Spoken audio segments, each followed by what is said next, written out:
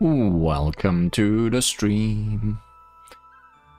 Last time on Genshin Impact, we started the new main story quest, which is all over the place, following different characters, trying to find back together.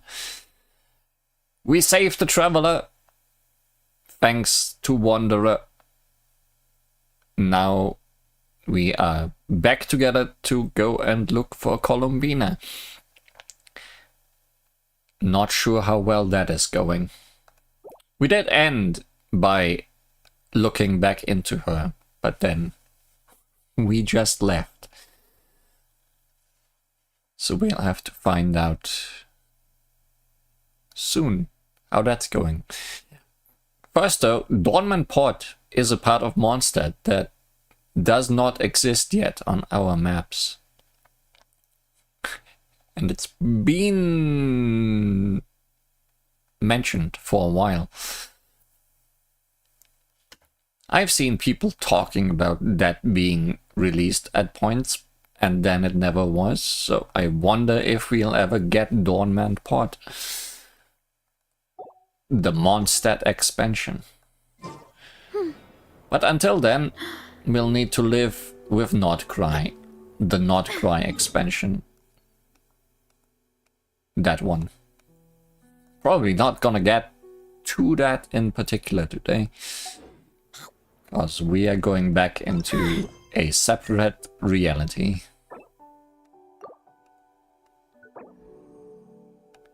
In True Moon.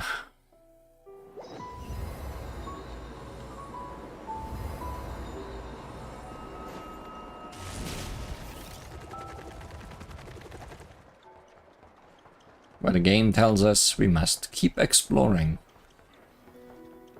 If I ever find my way back to where the entrance of that was.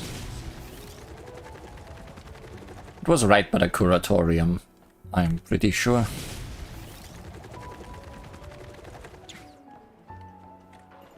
Back to story.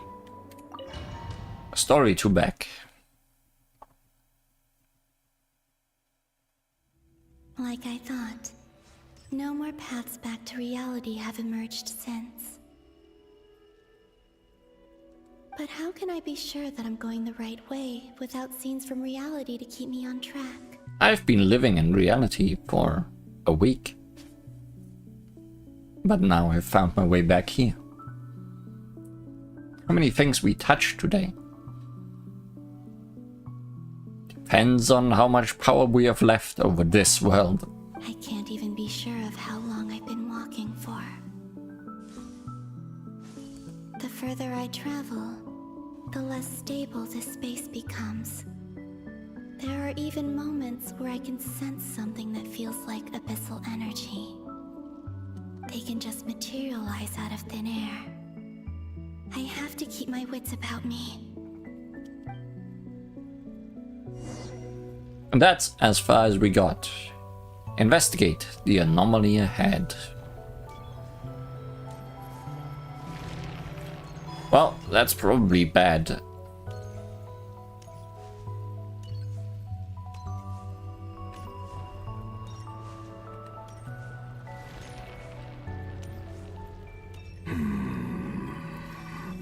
Let's turn around. Is that the ray here of Solnari?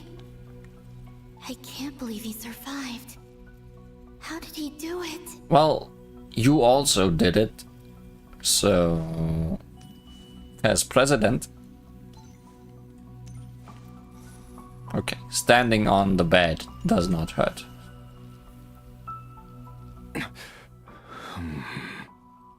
You are the moon goddess. But how? I could ask you the same. How?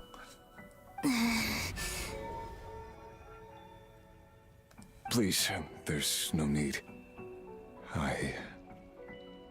I'm not interested in fighting anymore. I find that a little difficult to believe.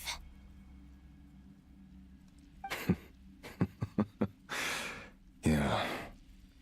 Honestly, so do I. way you used my own power against me was... It was a brilliant strategy.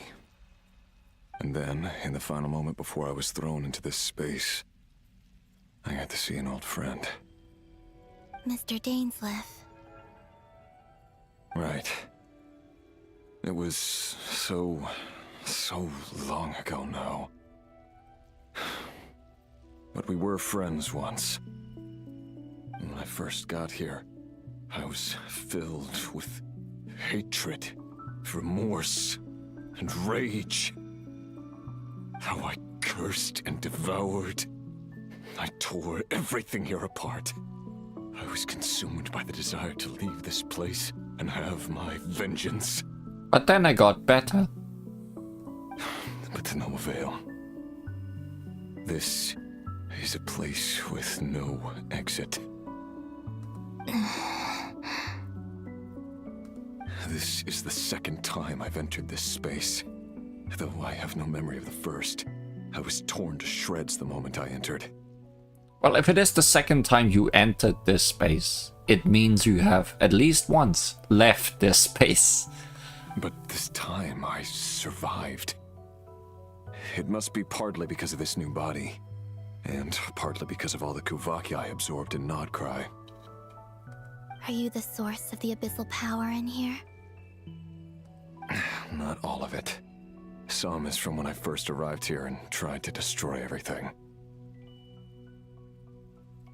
Has no exit, but he left through the entrance. Guess we have to find our way back there. But there was already a degree of abyssal power here before I entered. And like a venomous snake baking in the merciless sun, it tried to slither into my shadow. Tried to. So, you rejected it? Yes. Because after that, the world suddenly became silent for a moment. What do you mean? The voices in my head, they were gone. And then I saw her. Her? Thelindis. My former lover. Never mentioned that she saw a memory of Thelindis leaping into the moon's reflection. More precisely, I saw her afterimage. I'm sure the real her is long gone. She was just an ordinary Conrian. She couldn't have survived here for very long. Anyway, why have you come here? Didn't you know it was a dead end? If I hadn't escaped through the moon gate, my friends would have been in far greater danger. Oh, I see. Because of your power. The power of a moon goddess. What? You'd like to know how I know, wouldn't you? I would like to know how you know. You know. The one who resurrected me said so. I could hear a deep lust for power in his voice. Do you mean... Dottore? Dottore. So that's what he's called. He'd been collecting fragments of my body for a long time. All so that he could resurrect me at the moment of his choosing. So you are Frankenstein's monster. Not to be confused with Frankenstein. I had no interest in his research. But being as corroded by the abyss as I was, we were aligned as far as hunting the moons and recovering my strength were concerned. So that's why the Wild Hunt suddenly became so active in Nod-Krai. When I left the Fatui in my weakened state, Dottore must have felt that his time had come. Moon Goddess, could I ask a favor of you? What? Keep hearing that word lately. I know this is a lot to ask, especially from someone who tried to kill you. If you refuse, I won't fight it. But this is the only thing I desire now. Nothing else matters. What do you want?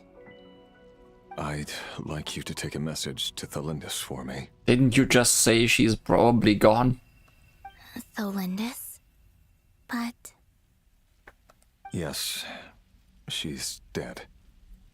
But like I said, I saw her after image. Right, we are going further into the past. Maybe we can reach a place where she still was not dead.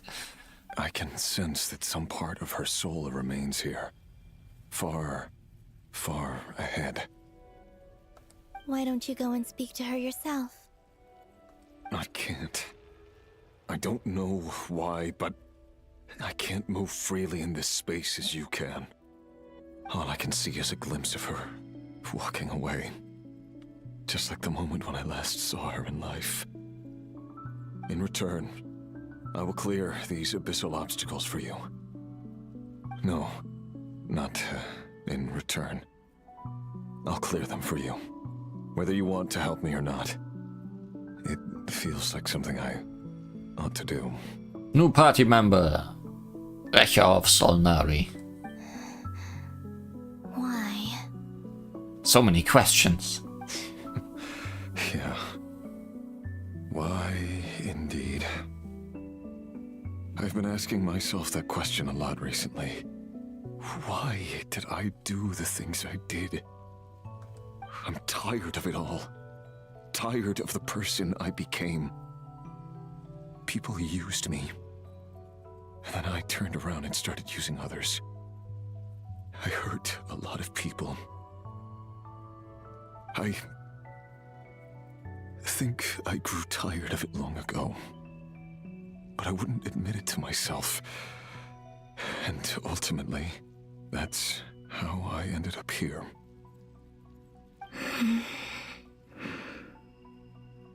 What do you wish to tell her? All of it. My past. My mistakes. Everything that happened after we were separated. Is it okay if I give her the abridged version? No, I want you to give her the whole backstory. Yeah, I'm sure there's plenty you can skip over. Just tell her the important parts. Whatever you think that means. Like the part where you relentlessly tried to kill us? Yeah, that one's very important. It's up to you. Love demands honesty. But my relationship with Thelindis was built on lies. We hid too much from each other. But after living my whole life in the shadows, I don't want to hide anything anymore.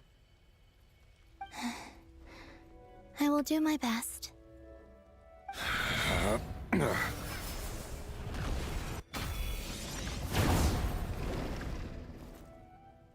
And so does he. There. The abyss will no longer stand in your way. Even though Mr. Dainsliff felt he had to fight you, I think he still regarded you as a friend. Dane? He said that you betrayed him, but he also felt great remorse at never having understood what you were truly going through.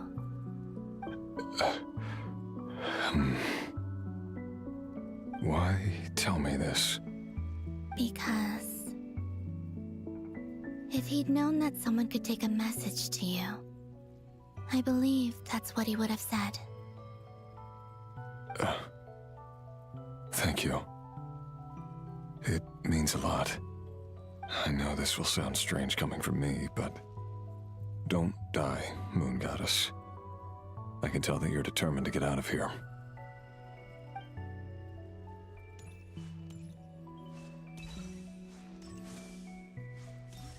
Bye.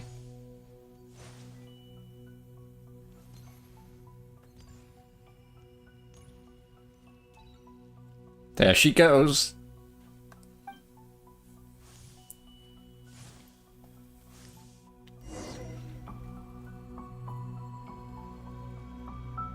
He kept his word. The abyss is no longer obstructing my path.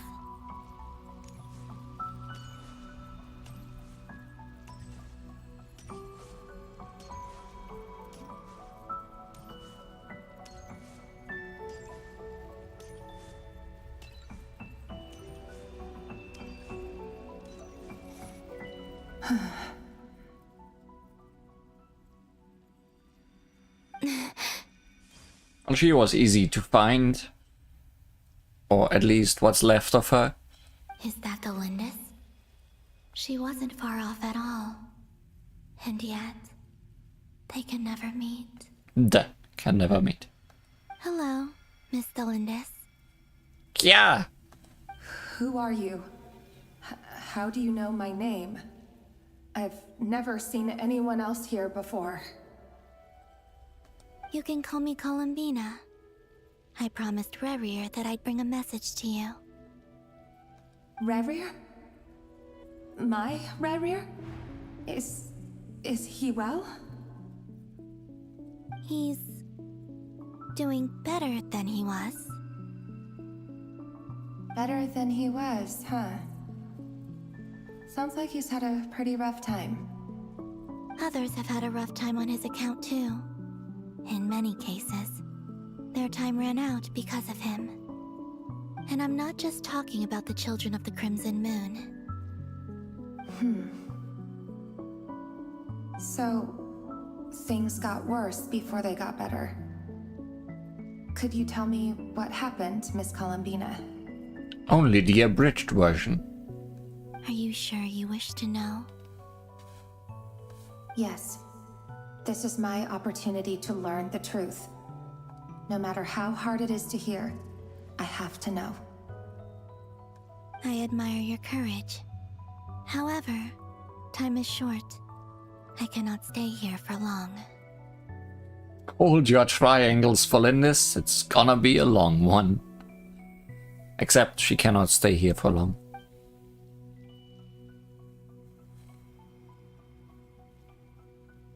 Rerir had seeds of hatred in his heart, and many people nursed them for their own ends. On some level, everything he did was to try and find a way to see you again. But in the end, he came to regret his mistakes. He wanted to apologize for hiding his past from you. Beyond that, he did not say specifically what it was he wished to convey to you. But I'm sure that you've always been on his mind. You are what has kept him going over all these years.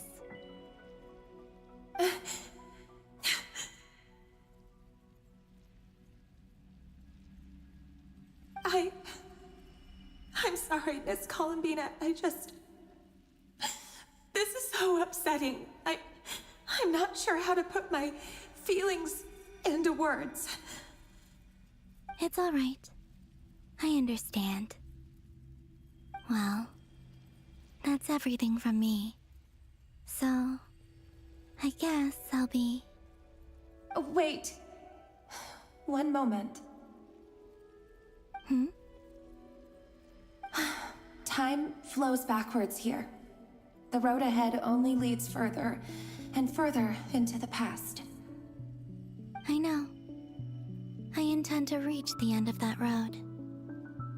Without a moon marrow, without the 3 moons' power, you won't make it far. Wait, unless... Are you one of the moon goddesses? Oh, did not introduce yourself like that throughout all of that. You could say that. I see. I often think to myself, if life is like a train ride, why haven't I reached the terminus? Where am I even going? And it's not just me, it's this whole place. Wherever it is, it seems like it's existed forever. It's such a mystery. Where is it going? I must seem so ridiculous. I can't answer these basic questions, and yet I jumped right in here without hesitating, only to be torn apart the moment I entered by powerful energy currents. Only my soul remains now. Thinking back, I was suddenly overcome with fear and terror in that moment. Perhaps I too became bewitched by the abyss. I may have been the leverage it needed to control Rayrir. I used to be a researcher at the Universitas Magistrorum in Conria, researching the iridescent moon's marrow. Eventually, I came to the conclusion that time in here flows in reverse. Rayrir was one of the Venster King's retainers. With me, he was in an impossible position. It plagued him constantly. I wanted to help him escape his lot in life. I wanted him to be happy, so I thought I'd use this place to return to the past. At the time, I thought I could just go back to the day that the Venster King first found the prince. But then I learned time travel is a lot more difficult than it seemed. It was only after meeting the prince that the Venster King started going too far with his research into the abyss. That was the day all of our woes began. I thought I could stop the king from ever meeting him and solve everything. I couldn't kill the Venster King himself, so I had to find another way to save Rayrir. That's why I wanted to go back, to kill the person who had brought new possibilities to our realm. I'm sure it was a futile endeavor, but the abyss probably enhances the basest human desires. So I naively hoped I could change everything. But I was simply too weak. Like a speck of dust against the whole universe. Look at me. I didn't even survive the journey here. Not physically, at least. I know I'm never getting out of here. But you're different. You can make it, and I want to help you.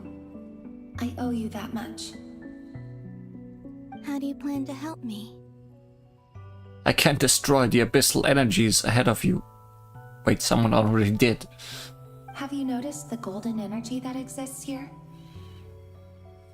Based on my past research and my observations since coming here, I believe they carry you forward faster. I can share what I've learned and help you understand the pattern in which this energy appears.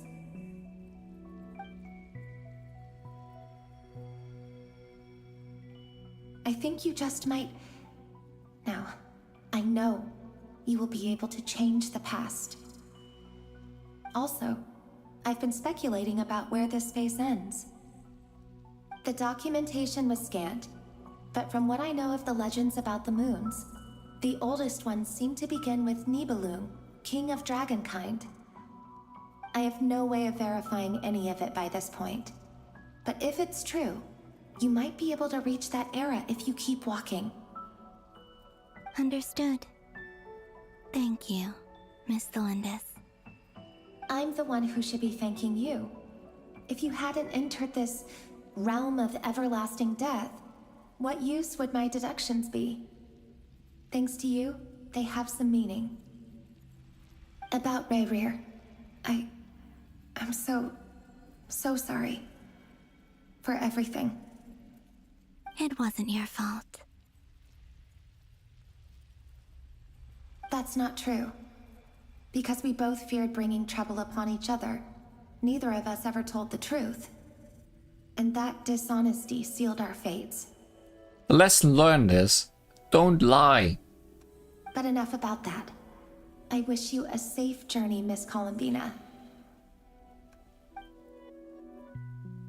Be true to your feelings. Goodbye.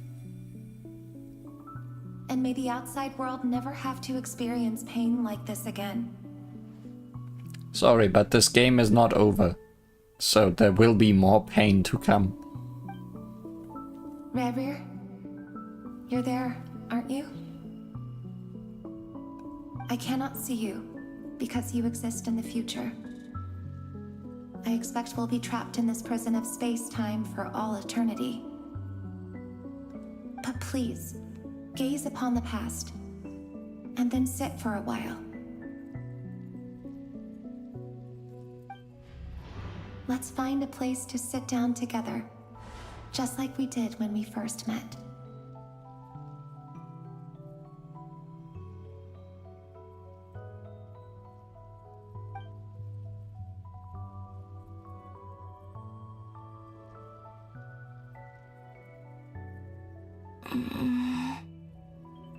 He's blooming.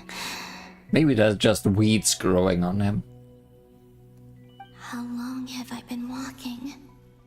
How much further till I reach the end?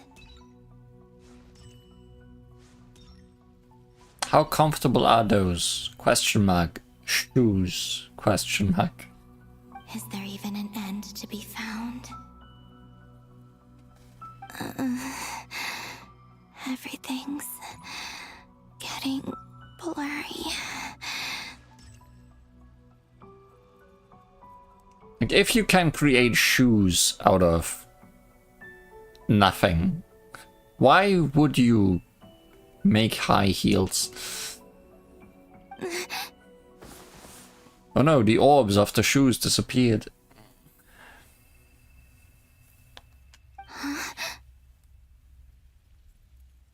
Oh no, more high heels appeared. Are you alright, little sister? Oh. Have you come from the distant future?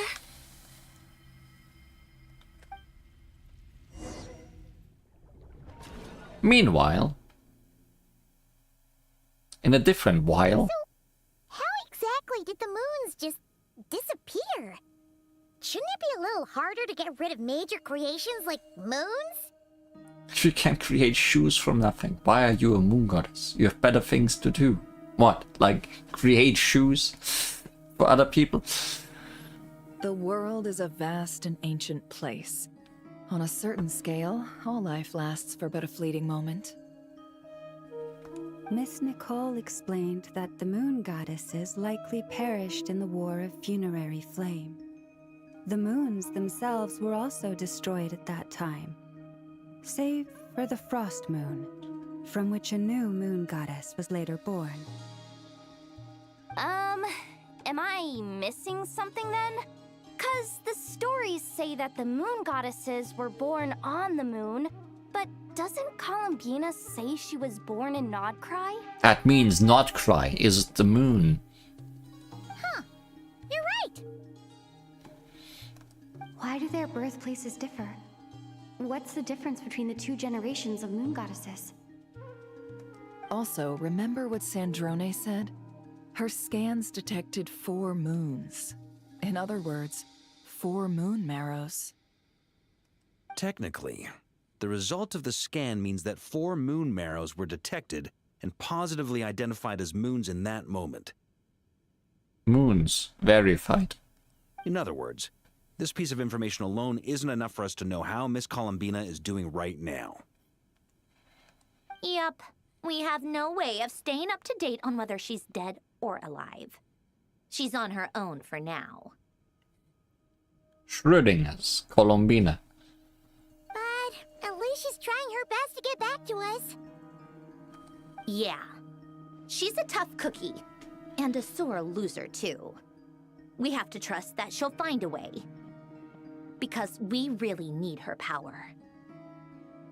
As much as it pains me to say it, we've got no chance of beating Dottore in a straight-up fight. He's much too powerful. It wouldn't even be close. That maniac is going to devour everything in his path until he reaches us.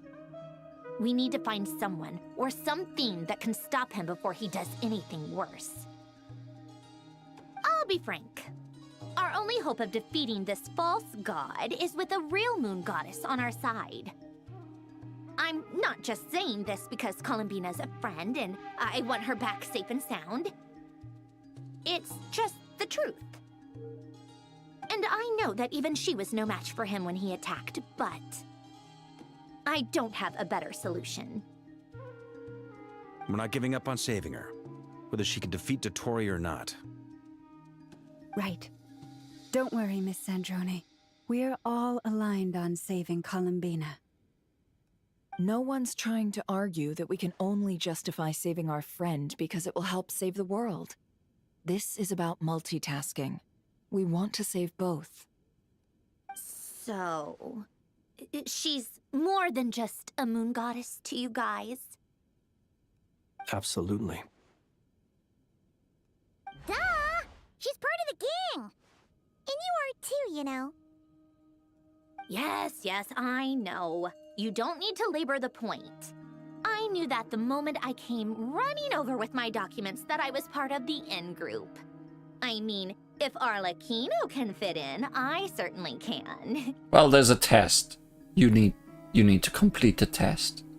Anyway, as for how we get Columbina back, I've been working on it constantly. But I think I'm still lacking certain information about the moon. I'd probably get there if I could continue my calculations, but the problem is, I've run out of computing power. Computing power? You mean you need more energy? No, the issue isn't energy, it's processing power. There's so much data to get through that the whole process has just ground to a halt. That's a tricky problem.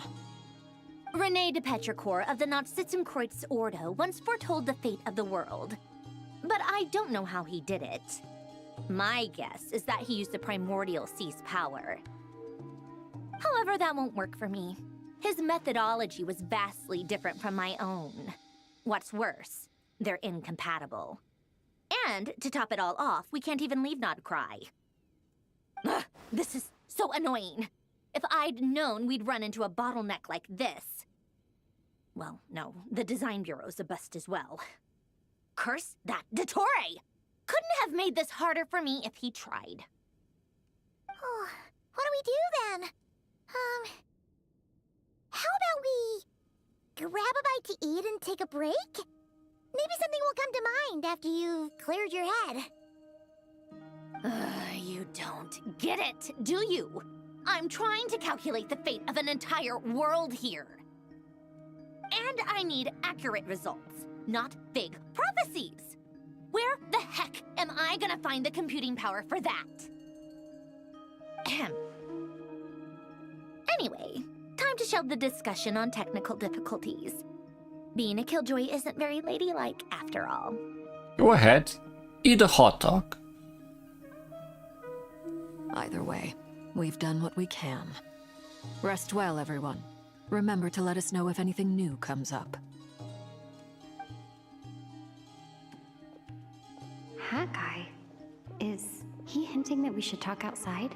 No, he just has a weird tick with his head.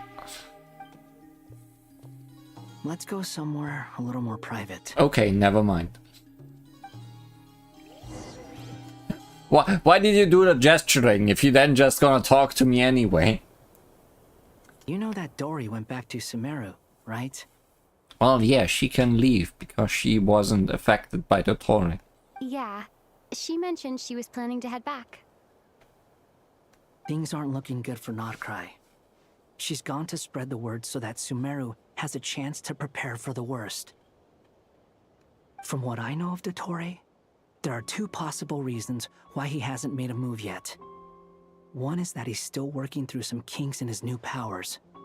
The other is, he wants to see how we're going to react. He'll easily devour everything eventually, so I guess he's in no rush to make it happen. The first false god he made was me. Now it's his turn. Even though my records were erased from Irminsul, Dottore's ideas haven't changed one bit. He once told me that becoming a god was like turning yourself into a hungry wolf or giant serpent to devour the moon. Clearly, he began studying the moon goddess's powers long before he even tried making a god. He's always wanted to get his greedy hands on divine authority one way or another. And in the end, he devoured the moon where I failed. In the desert of Sumeru, there is a chessboard built by King Deshret, also known as Al-Ahmar. I don't know if it was a real game, or if he was just trying to challenge his servants and citizens in some way. Oh, I know that one. But creating games and setting rules, gods do that as a matter of course. That's the kind of power Dottore craves. Now he has the Trilunar Authority. His power is leagues beyond the common people. I don't think there's any point in other nations rushing to the front line. They're better off focusing on defense and hoping they can fend off any threats that spill out from Nod-Krai. Either way, Dori will inform Lesser Lord Kusanali, and she will contact the other gods in turn. The Seven will have some recourse available. If nothing else, their protection should keep the rest of the world from descending into chaos as quickly as Nod-Krai has. So on the bright side, even if Nod-Krai is doomed, your friends in other nations won't be in any immediate peril. That's good to know. But I'm not ready to give up on Nod-Krai yet. I'm not ready to cry yet. There's a word for people who refuse to let anything go. It's called being greedy. Maybe it sounds greedy to you, and probably naive too. But whatever you call it, that's what gives me the determination to keep fighting. Battles are fleeting, but the will to fight is a long-term commitment. Give up for even a moment, and your resolve will shatter. Why do you always feel the need to do the right thing? No one is born to be a savior. I'm the main character. I mean, who's gonna criticize you if you fail or give up? Don't take this the wrong way, but Dottore said something similar to me. I guess the Fatui attracts people who don't believe in saviors.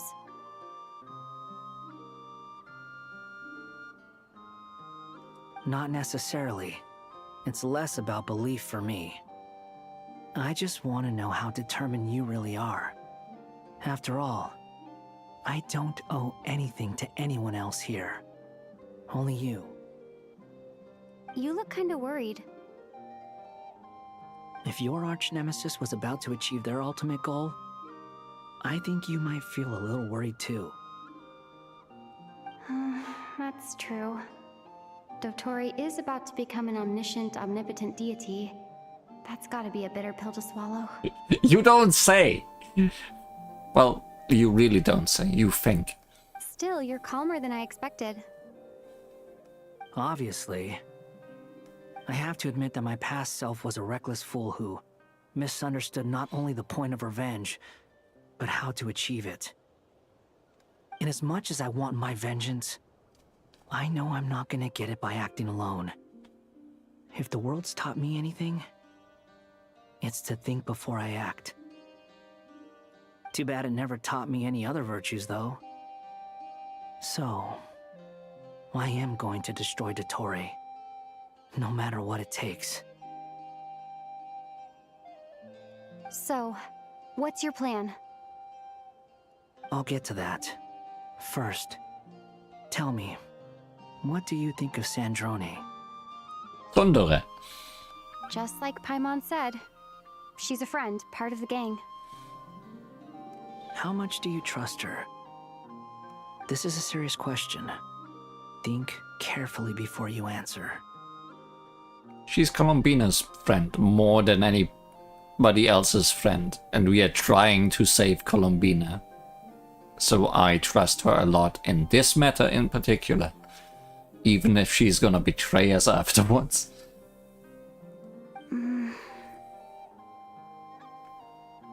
Although she's with the Fatui, she has her own values, and she's helped us a lot. If nothing else, she's clearly going the extra mile for Colombina. Seems we are on the same wavelength here. And yes, that was a very nice face for a moment. I see no reason not to trust her.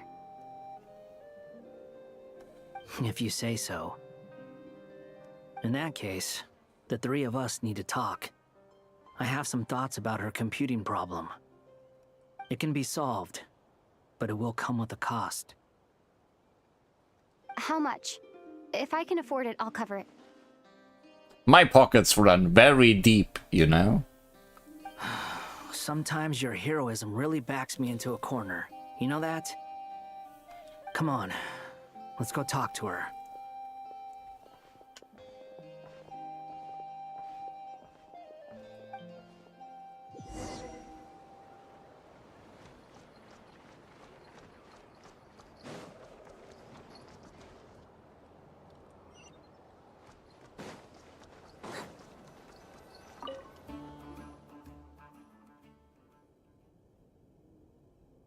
Miss Androne, Traveler. Hey there. Paimon's here too! She was just helping them sort through their things. How did your chat go?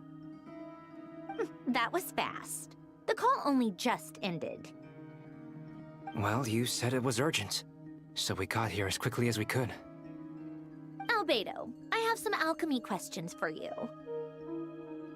I see. Looks like my knowledge proved useful after all.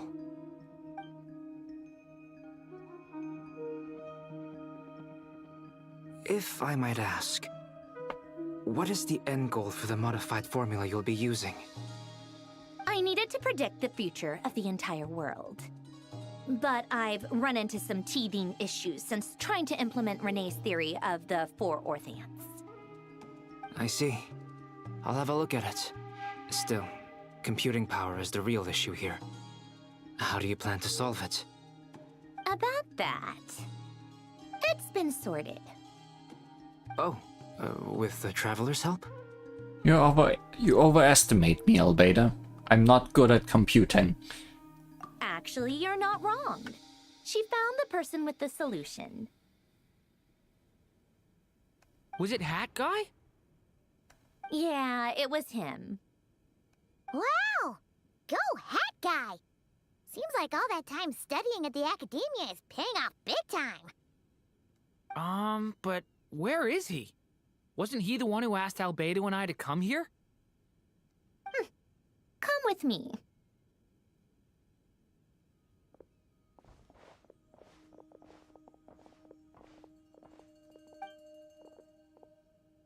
Hat Guy? What's happened to him? Hat Guy! Can you hear us? No response. I guess he's in hibernation. Hat Guy mentioned that he was a puppet. It seems that his functions are currently shut down. I presume this has something to do with the solution to your computing problem. That's right. He and the Traveler came to see me.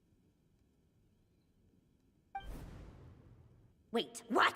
You have a solution? Would you calm down? Why do you always react so hysterically to everything?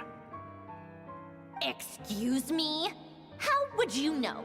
You shouldn't be so quick to judge complete strangers. It's very bad manners. Oh, please. It doesn't take that long to figure out that you have a temper. Where does a mere student get that kind of confidence? I've actually published more papers than you. Not that status counts for much. Even Paimon's applied for academia admission. that really doesn't count for much. Huh? Are you serious? See? This is why I can't be bothered to explain myself. She recognizes no one's skills but her own. Okay, fine. I'll hear you out.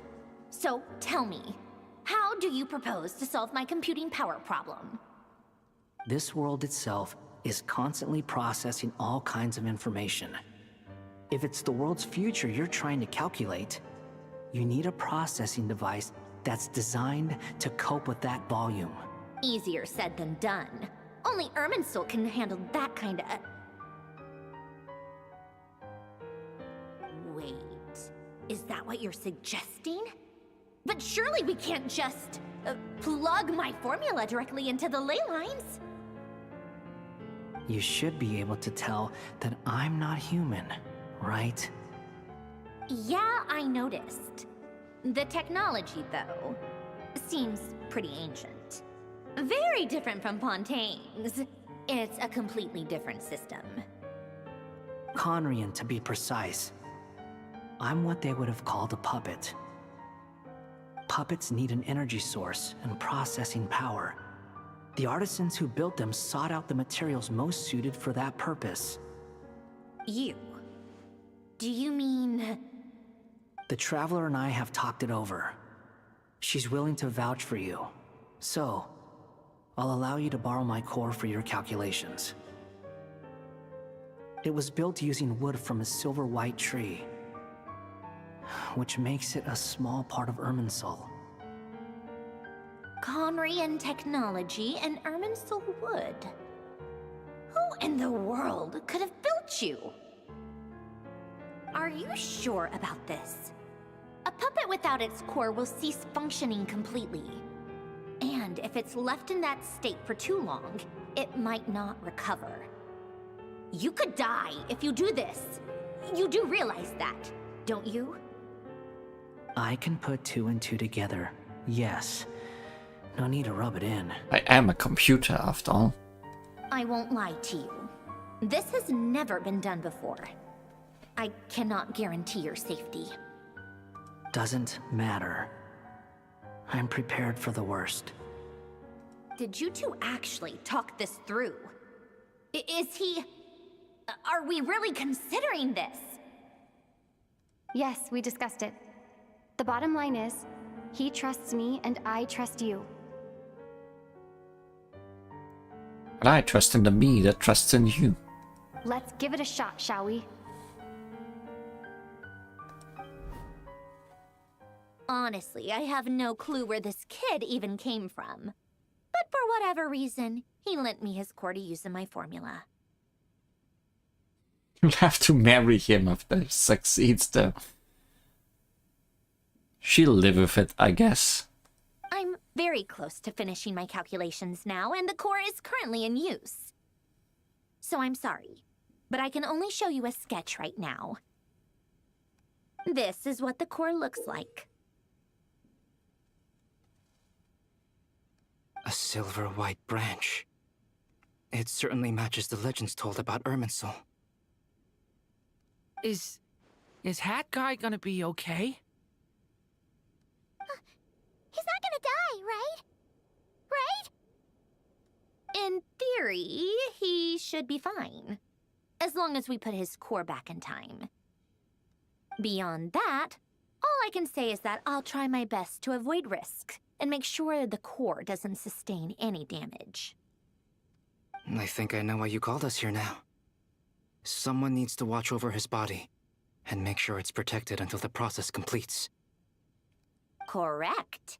He said that the only ones he trusts here are you two, and the Traveler. And the Traveler will have other work to do. Look after Hat Guy for me.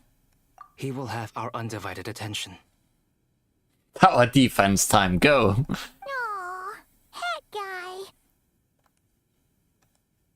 On a more positive note, things are progressing steadily on my end. I'll call everyone in for a meeting once the results are out. Sandrona returns to her initial question. She and Albedo enter an in-depth discussion. You, Paimon, and Durin stand next to Hat Guy, keeping watch over his silent body. You've never seen him in this state before.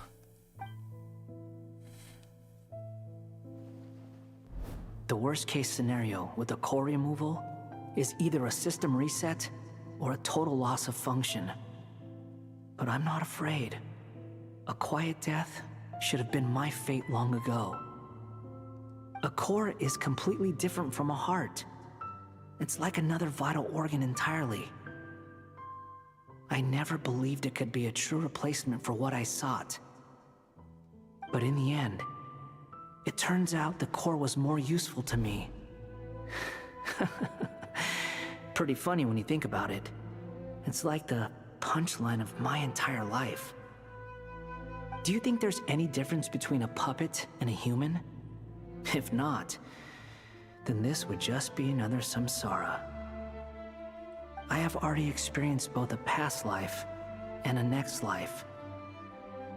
Part of me wonders whether I'm only capable of making this decision because I've become a real human. What's with that expression?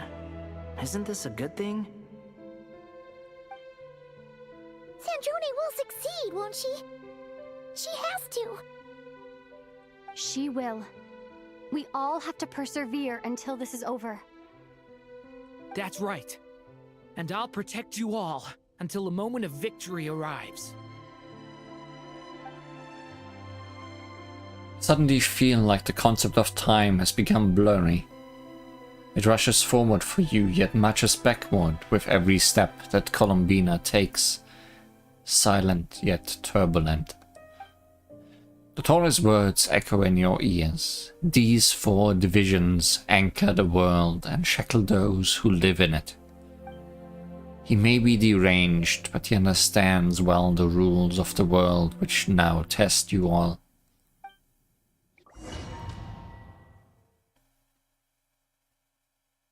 Can we be saved? Who are you? Call me Sonnet. You have the same power as Canon. And that's canon.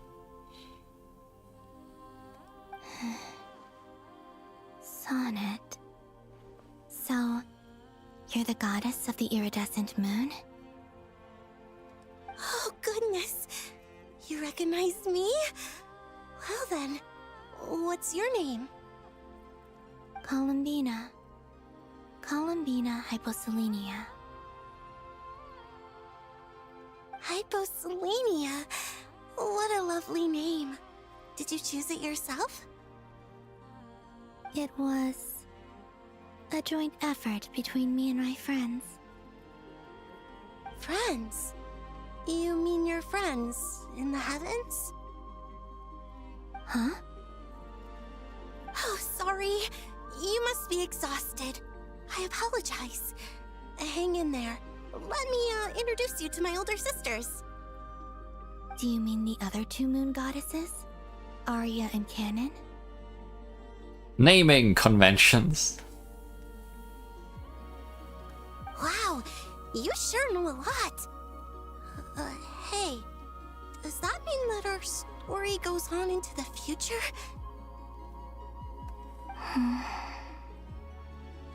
Not for much longer. Oh, I guess that wasn't the best question to ask. It's alright. We were prepared for that possibility. You could say we were too prepared. I can't even remember how long my sisters and I have been here by this point. When did you get here? How long has it been? I can't say for sure, but it feels like it's been forever. I see. Are you feeling alright? You look a little unwell. I can hold out a while longer. I was wondering how Columbina's regular walk would be, but I guess it We don't have works. far to go. The place where my sisters and I are based is just up ahead. Don't worry, they're both really nice. I'll introduce you.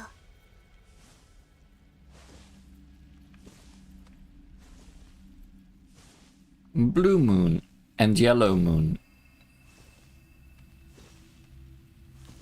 and Sailor Moon.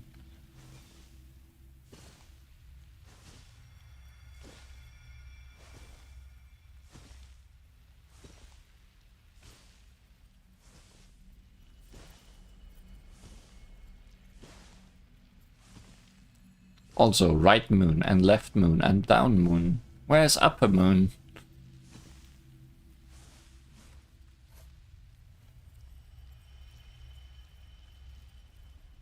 Sisters! I'm back! And look who I've brought with me. A 4th moon.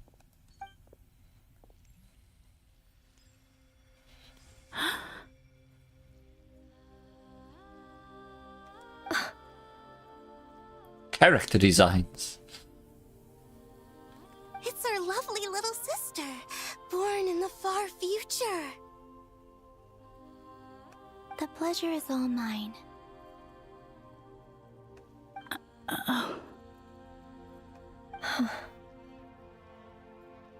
Allow me to introduce you to Columbina Hyposelenia. This is Arya, the goddess of the eternal moon. And this is Canon, goddess of the frost moon. Canon, don't you think Hyposelenia's power is similar to yours? Hello, Columbina. I apologize for our startled reaction just now. And please, forgive our little sister if she's been annoying you. She tends to talk a lot. It's fine. You seem shy. Don't worry, Columbina Hyposelenia. No one can hurt you here. Could you tell me where here is?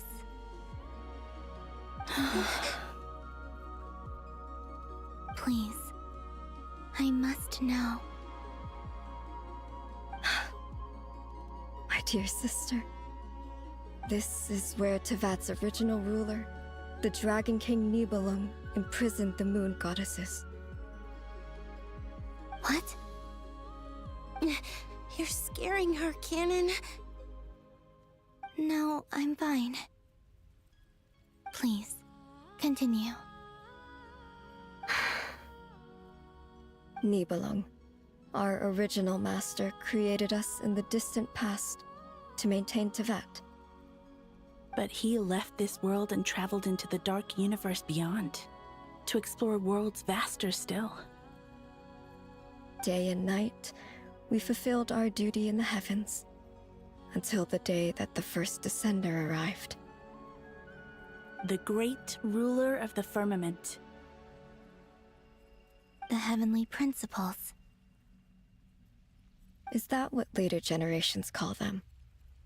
I see. But we did not reject them at first, nor did they seem to harbor ill intent towards this world. And we were wrong. We coexisted in peace. They were like a guest in our home.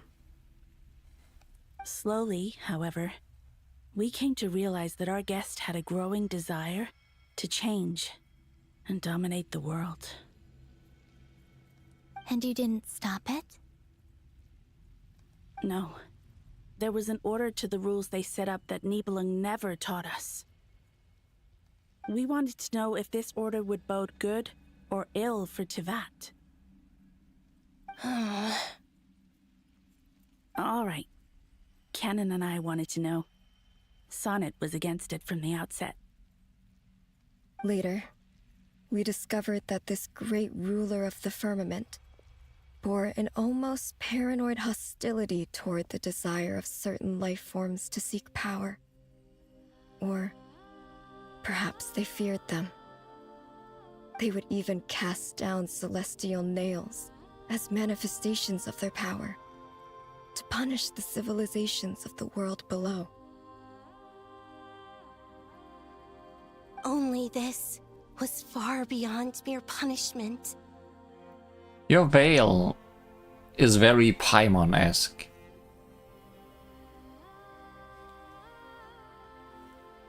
Right. Their rules brought order, but the price people paid for merely testing the limits of those rules was far too great. I did everything in my power to help the punished escape catastrophe, but still, too many lives were lost. The ancestors of the Frost Moon Scions were some of the ones you helped. But just when we had decided to take countermeasures, the Dragon King, Nibelung, returned. And so began the War of Funerary Flame. So, that's the name the world gave that war in the future. Well, who won in the end? As far as I know, the Heavenly Principles won, although it came at a great cost.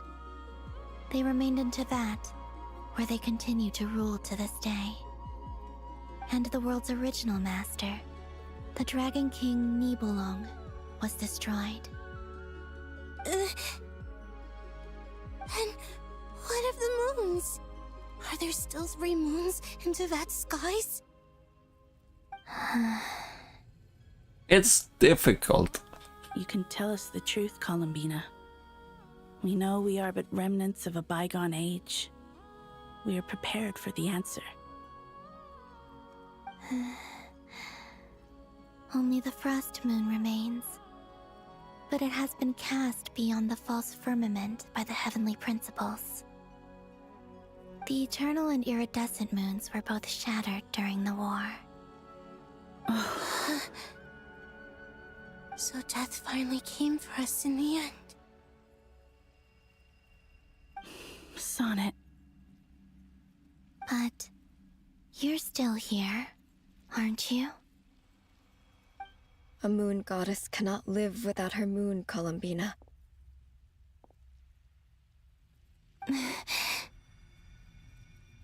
She's right. That's why I began to disappear. Because the frost moon is cut off by the false sky. How much worse it would have been if it were outright destroyed.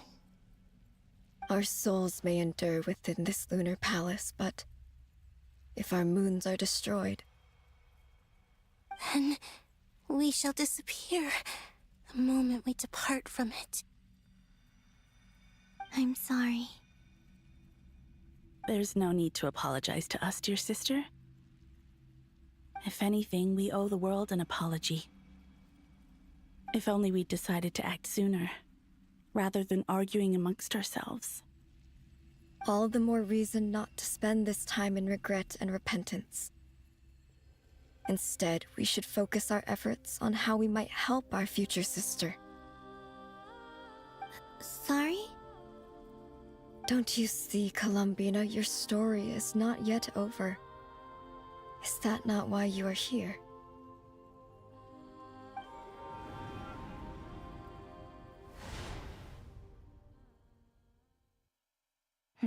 It's done. Initiate numerological array. Continue running primary process. Calculate the world's fate through extrapolation, and identify nodes of potential change. Secondary process, scan for moons. Still 4. The number of moon marrows hasn't changed. Wait, let me think. Is it possible that there's something I've been misunderstanding about the moons all along? Variables. Variables in the world. I know where potential variables within the world come from. So what about the moons? Are there any variables there? Like their life or death, for instance. What if being alive or dead makes no difference to a moon? But that's so strange. Even immortal gods can die. Why would the moons alone be? Doesn't make them very immortal gods if they can die, can it? Does it? Wait! Wait! I've got it! I've got it! She got it! If alive or dead is considered a variable, we might have had this wrong the whole time. No one ever said that a moon marrow equals a living moon. We just made that assumption ourselves. Initiate secondary process. Scan again, this time filtering out interfering perimeter, moon marrow. I don't care if they're natural or artificial. Get them out of my search results! Why? It says 3 moons still exist in Tibet, even after excluding the moon marrows. But we know for a fact that 2 of them are dead. I mean, they are broken, but they haven't been deleted, right? Redo the scan. Narrow the results to living moons and real moons. No, scrap that. Narrow it down to moons that have lunar authority and remain alive. Why? Why is it still 3? What is this, Columbina? Has the world lied to us? Or are you the one pulling the wool over our eyes?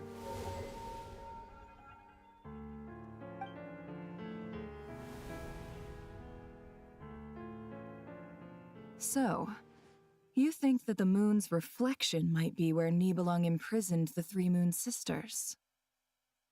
Yes, it would explain a lot, such as why that space would respond to a moon goddess's power, opening the moon gate at her command. It would also explain why Miss Columbina has been unable to leave, and why time flows in reverse there.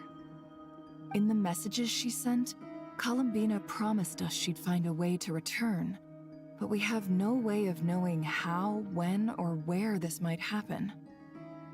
The fact that she still has yet to reappear in this world indicates that returning from that place is no easy feat. We cannot afford to simply wait for her. Little do you know how close she is.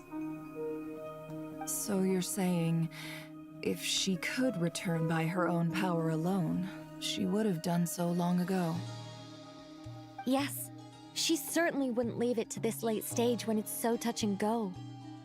I've been giving this some thought, and I've come to believe that Luana's heart might be an anchor that she left behind, as a sort of future waypoint. This could also explain why Luana's heart is always by the traveler's side. Sounds like a plausible theory. If that's the case, there must be some criteria we need to fulfill to allow Columbina to return to the present. The question is, what could they be?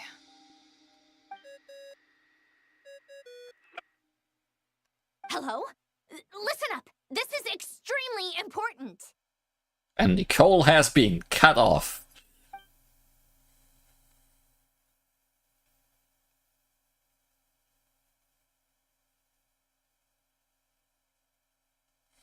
Not only is Columbina alive, but she may well exist in a form unimaginable to us. Everybody learns to remember what joy is. I'm still unclear on the details, but she's done something truly inconceivable in the past. And the clue to what she's done lies in the moon and Tevat sky. Truly amazing. Oh, I'm so delighted for her. I'm sure we all feel the same. And I'm sure Columbina is ready to get back here and fight by our side. I'll keep my calculations going and try to find some way of coordinating with her. But that's not an excuse for everyone else to slack off, okay? All of you had better keep trying to think of solutions. How can the dead moon still live? And Luanatar...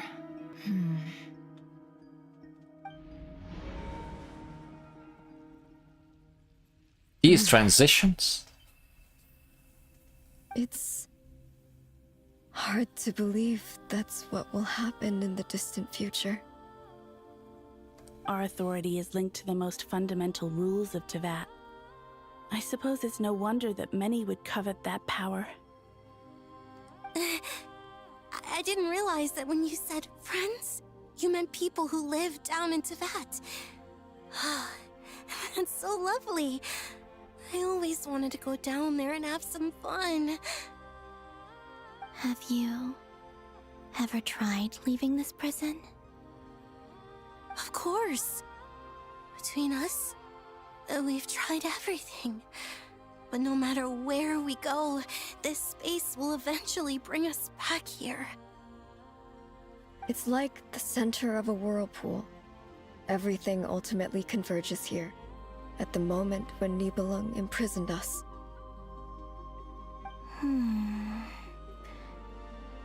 In that case, have you tried using any of those pathways that connect this space to the real world? Sorry? What are those? They're passages through which you can make small-scale changes to reality by using Kuvaki. You just need to escape velocity.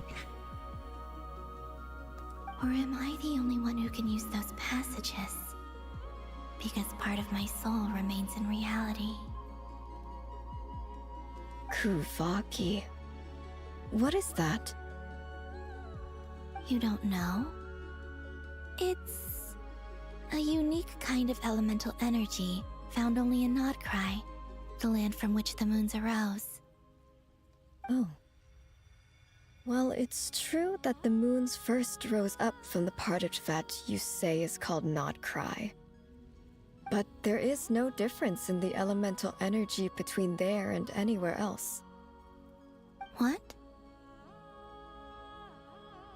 Could you show us some of this Kuvaki hyposelenia? Maybe if we see it, it'll make more sense. Okay.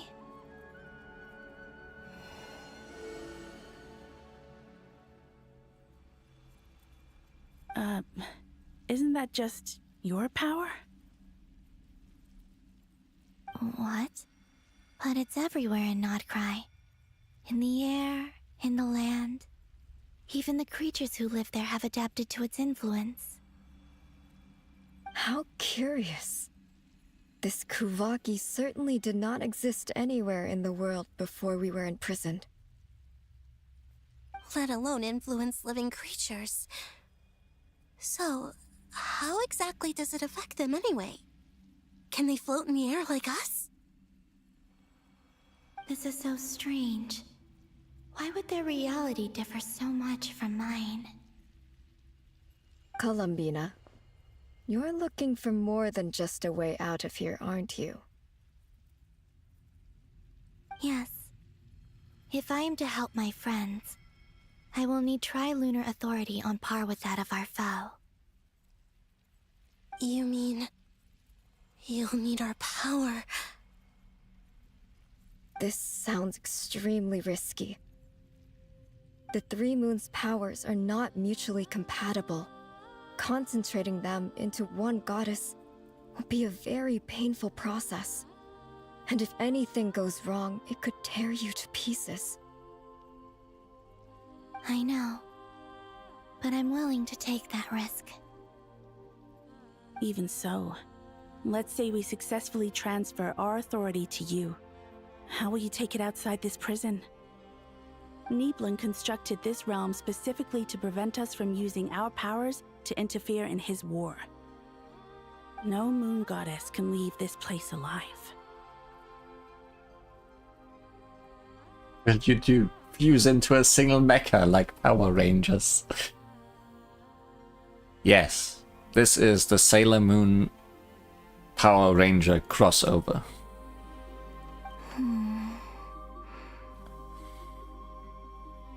What if I don't leave alive?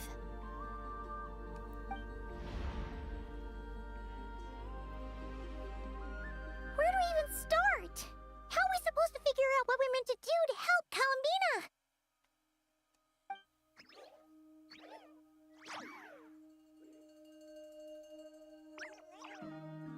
I understood everything, Luanata.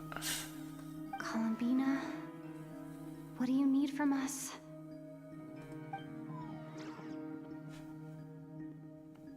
If she really got to the beginning of time in there, how do you think she'd leave us a message? You don't think she'd write it down on a stone tablet somewhere in the hopes that we'd find it, do you? Seems unlikely. Columbina may not talk a lot, but she thinks deeply about issues like this. Let's review what we know. This is the Columbina who fought alongside us against the Rahir of Solnari, and with whom we celebrated Moon Prayer Night. She knows our personalities, our ways of doing things, even our unique strengths and abilities. So, if she wanted to tell us something from a long, long time ago, what would she do? Oh.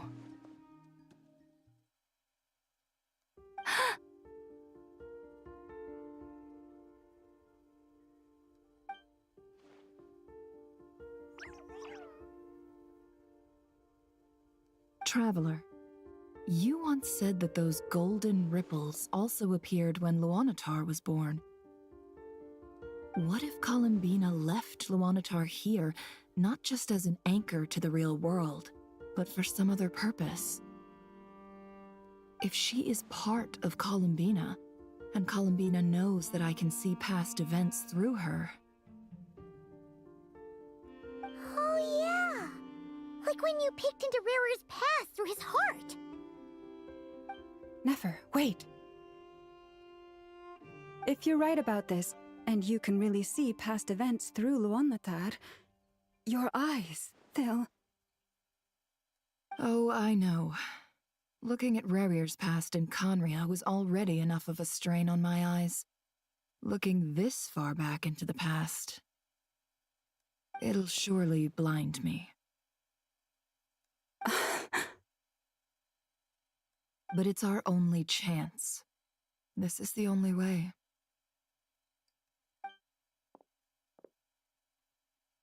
Boss. We spoke about this once, a long time ago. Do you remember what I said, Yehoda?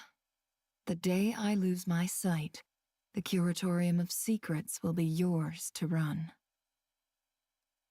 But... What's wrong? I'd be overjoyed if I were you. This day's come a lot earlier than either of us expected. I need to know you'll honor our agreement, Yehoda. Promise me. Yes, Boss Neff. I promise. Are you sure you don't want some time to think this through? What is there to think through? I should have gone blind after our battle with Rerir. Frankly, it's almost criminal that I got away with it for this long. Then at least let me take some precautions on your behalf. And if you really do lose your sight, I'll visit your office every day and make sure you're well looked after. Oh, please, anything but that. I was actually ready to go through with this. Are you trying to scare me into backing out? As if I could ever scare you. I'll assume you're just joking to calm your nerves.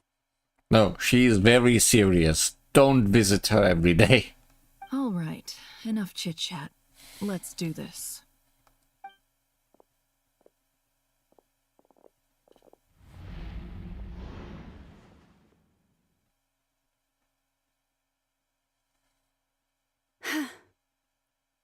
Thanks for being here, Flint. You are adding so much to the conversation.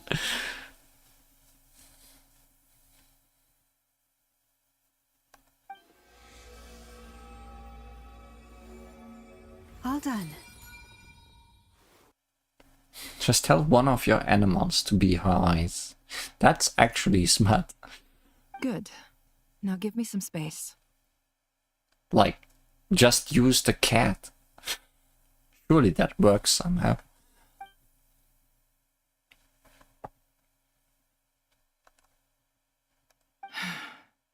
Come on then, little one. Show me what happened in the past.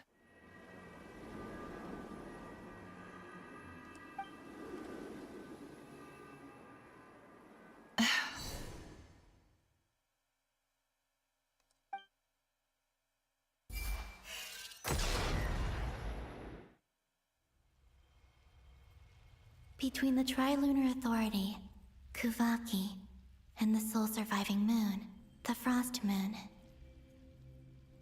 I think I might know how to get back. But I will need my sister's help. Time to go talk it over with them.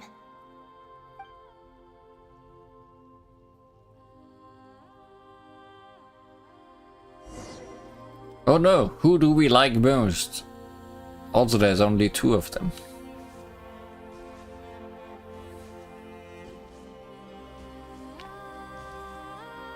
Oh no, there's the 3rd one. I like you least, I think. It seems you have reached a decision. I'm all ears. What do you propose? Well, we sure talked with you. Oh, you are going now. I see. Can I talk to the one already waiting? Good talk. Thanks.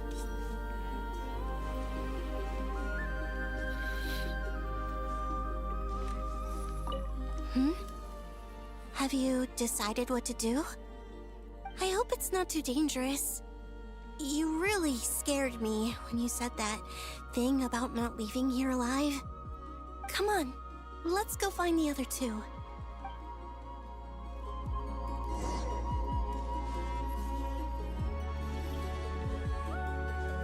You better speed it up, or you're gonna be late.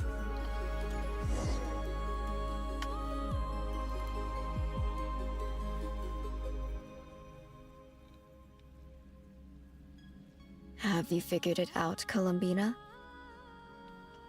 Tell us, how do you plan to leave this place? Oh hey, they lined up correctly for the weird authorities. I intend to die here, in this moment, and then be reborn in the future with the help of my friends. What? What are you saying? How can the dead be reborn? And how will you inform these future friends of your plans? You can't exactly leave oracles. Nothing can escape this place. Not a single ray of moonlight. And even if you found a way, what if they never find the message you left for them? You'll... No, that won't happen. Come again? They will find my message. I'm sure of it. I'm not following. How exactly will you achieve this? It's quite simple, really. First, I will leave my soul here.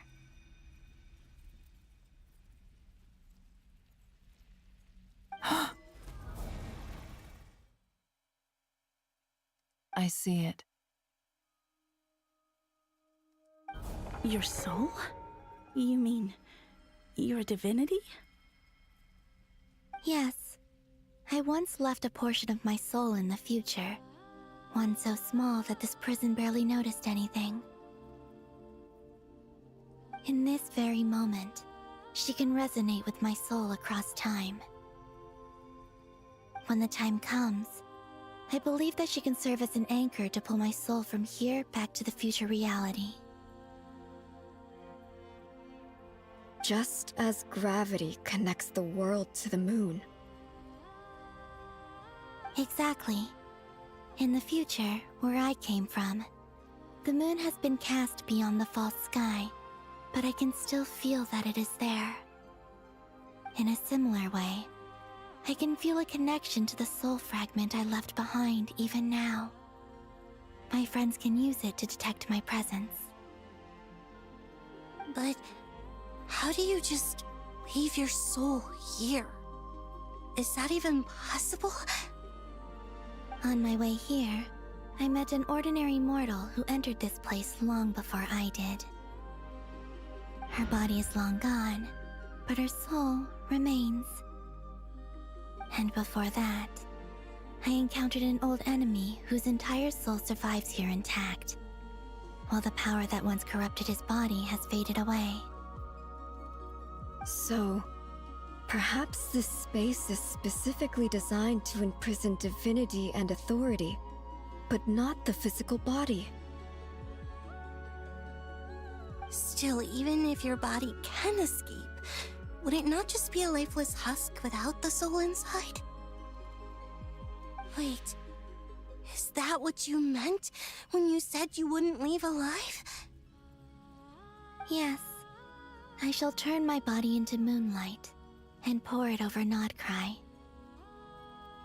That power shall protect the land and quietly blend into it, awaiting my soul's return in the future. And that's how Kuvaki came to be. However, I cannot do this on my strength alone. I would need your help to do this, so I'm humbly asking for your assistance. Oh, dear sister, you need not be so formal. As I said before, we are but remnants of a bygone age. You, on the other hand, were born alone in that distant future, and you have walked a long and lonesome road since then. How could I bear to let your story end here in this dungeon? Don't forget, we are your sisters, your family.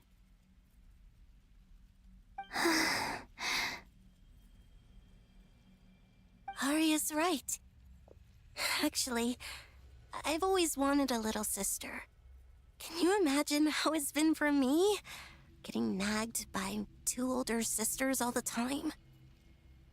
Now, I finally get to be the big sis. And not just that, but I get to help you return to your world, too. How could I say no to that? Sonnet.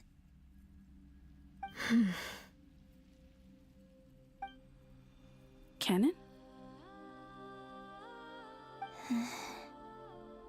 I'm sorry. I know this is a bold request.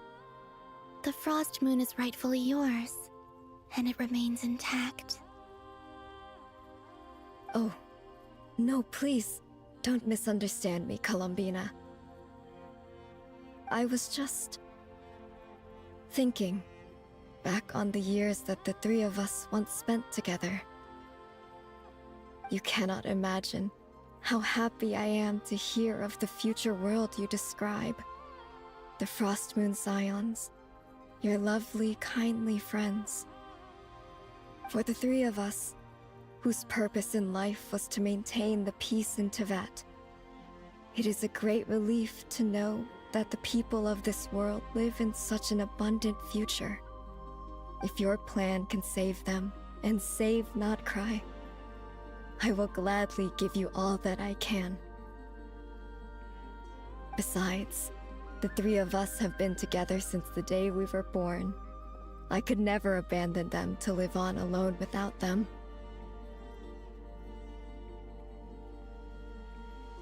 Canon. Still, I do have one question I would like to ask you before we proceed.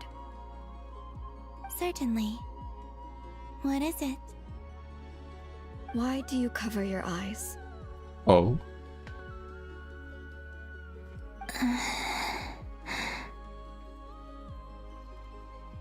Eye reveal incoming? Yeah, I was curious about that too. But it seemed personal, so I didn't want to intrude.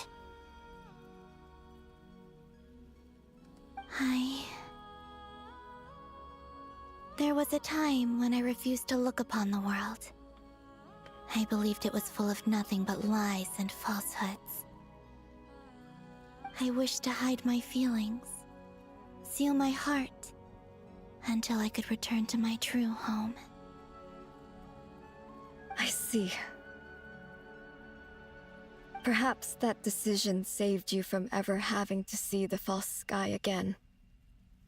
But at the same time, you likely missed out on many true and precious things, like the smiles on your friends' faces.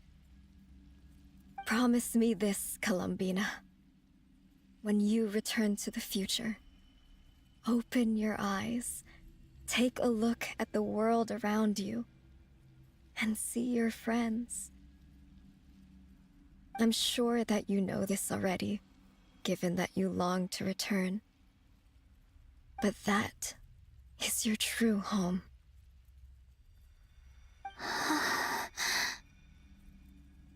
Give me your hand, Columbina. Arya, Sonnet, you too. Before the eye reveal, we need ultimate hand holding. Okay. All right.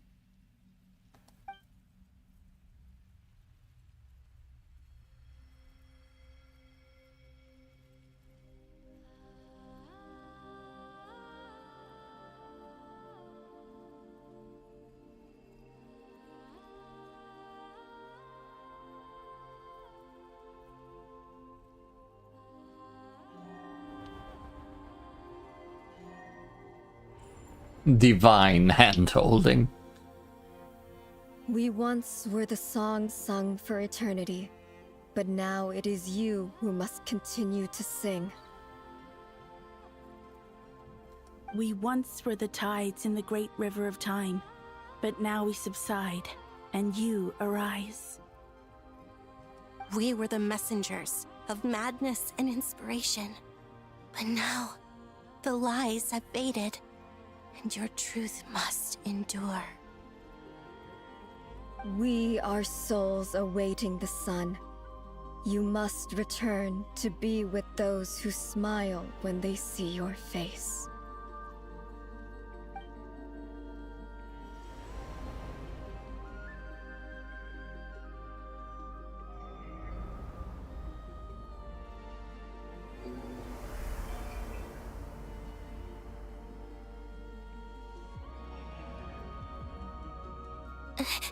Is it done? Tattoo's gone. Yes. We have transferred the authority over all 3 moons to Columbina Hyposelenia. From this moment on, she is the Tri-Lune Goddess, the one and only moon goddess of this world.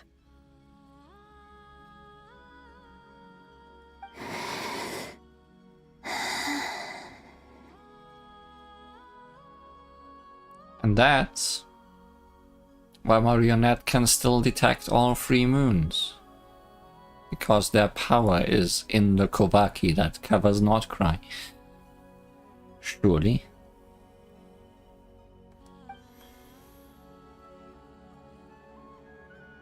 Thank you. Thank you, my sisters.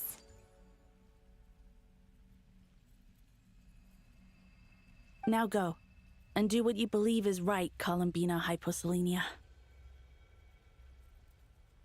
The power to moon them all. Be aware that we cannot grant you the power of the 3 moons beyond these prison walls. The conflict that arose over their remains following our disappearance will still take place. I understand. Sisters, oh, my body. It feels...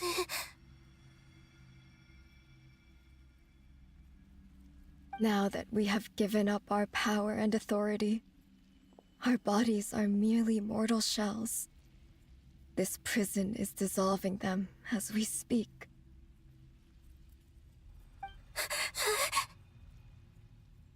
It's okay, Sonnet.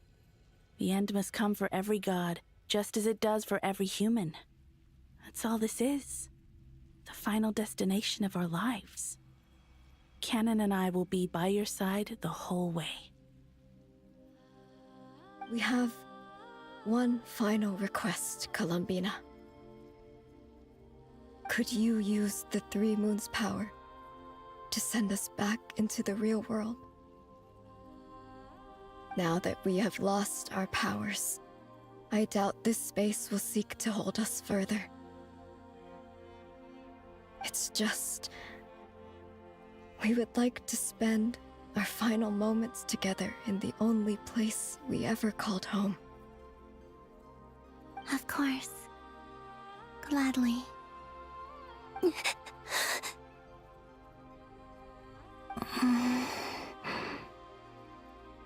Sonnet? Yes? Don't... I wish I could tell her not to give in to the abyss. Not to be afraid. But is this really what I should say at this moment? But change the future, Columbina. Don't forget. I'm so glad to have a big sister like you. No, Hypo... Thank you. I'm okay. I'm not afraid. As long as my sisters are with me, I won't be afraid.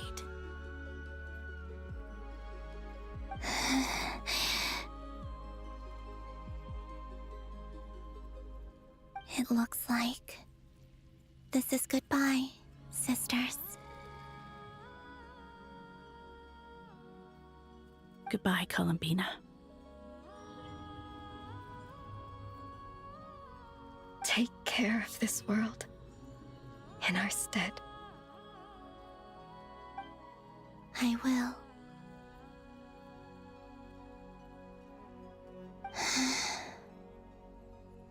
But you didn't get any fancy tattoos.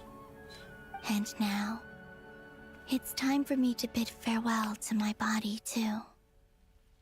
Unless all the Kuvaki could be considered a tattoo upon Nod-Krai.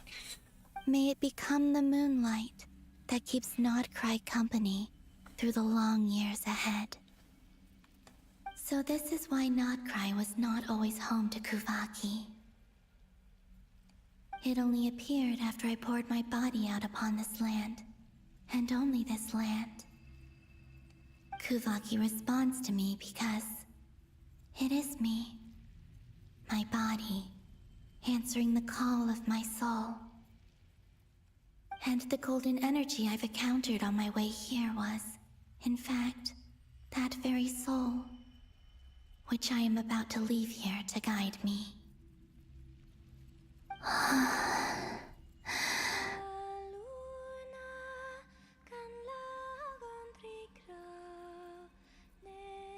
O power Trilune, eternal moonlight. I, Columbina Hyposelenia, lay aside my body. Let it be cast into the dark night to illuminate the future. May it be a companion to all who dwell beneath the moon.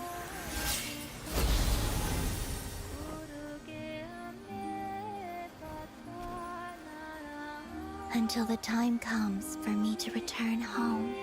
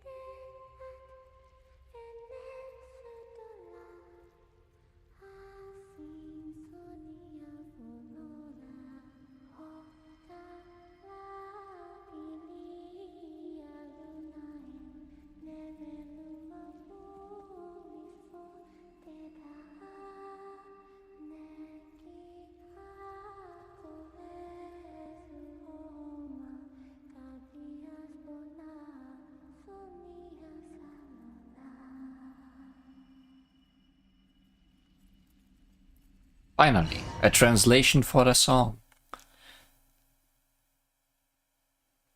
And Nod-Krai was mooned. That was crazy! Were we even allowed to see that? Is anyone? Can you still see? Can you still see? How many fingers am I holding up? Thanks, Yahoda. I see 2 fingers, and a look of sheer terror on your face. Truly astounding, Miss Nefer. Your eyes have glimpsed the very ends of the world, and yet they remain as sharp as ever. Or is the credit for this miracle due to Miss Lauma? It seems that even time itself is no match for your medical skills. Surely you jest, Mr. Flins. Columbina probably made sure that this glimpse would not kill the eyes. I suspect we have Columbina to thank. She must have realized the immense toll that the ritual would take and purposely set aside some of her power in the past to protect Nefer's eyes when this moment arrived. There is always a great price to pay for witnessing the truth, but it seems that this time, Columbina has shouldered that burden on our behalf. She chose the perfect method of getting a message to us. Though her eyes were always shut, she was clearly so perceptive. She knows us well. She knew exactly how we would think and what we would try. Despite being separated by time and space, we're seeing the same possibilities and seizing the same opportunities. We still don't even know if she's okay right now. But as long as there's a chance we can do something, we'll fight to make it happen. Just have to gather together all the Kuvaki and Nod-Krai and pour it into our little floaty friend that is not Paimon. We'll get you back somehow, Columbina.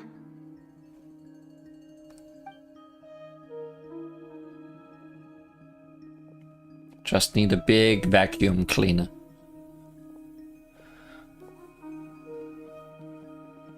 Well, based on the information we now have, let's figure out our next moves.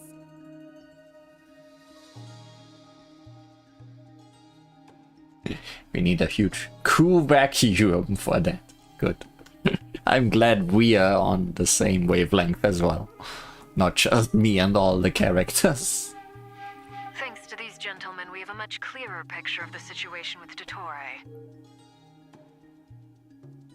The civilian population has been moved to safety, so we no longer need to hold back. Miss Androne, how are the calculations going? So far, so good. I'll keep seeing how far I can push the system, though. Can't have Hat Man being powered down for nothing. Upgrade Hat Guy to Hat Man. There's still a long road ahead. Where should we begin?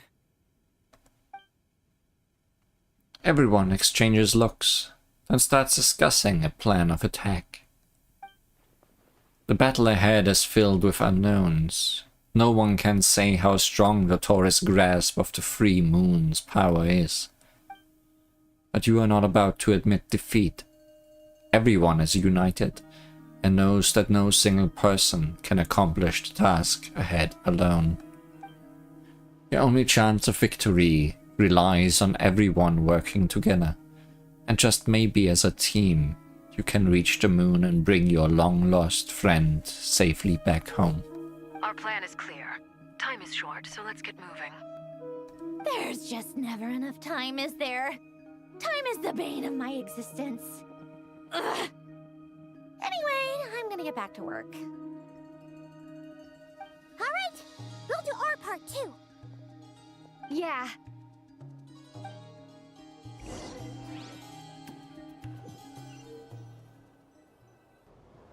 Albedo's theory says that elemental energy can dilute the light realm's power.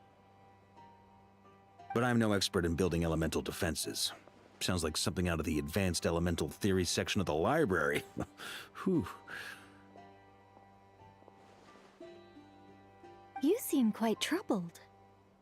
Well, yeah. I mean, who doesn't get a little flustered when they're completely out of their depth?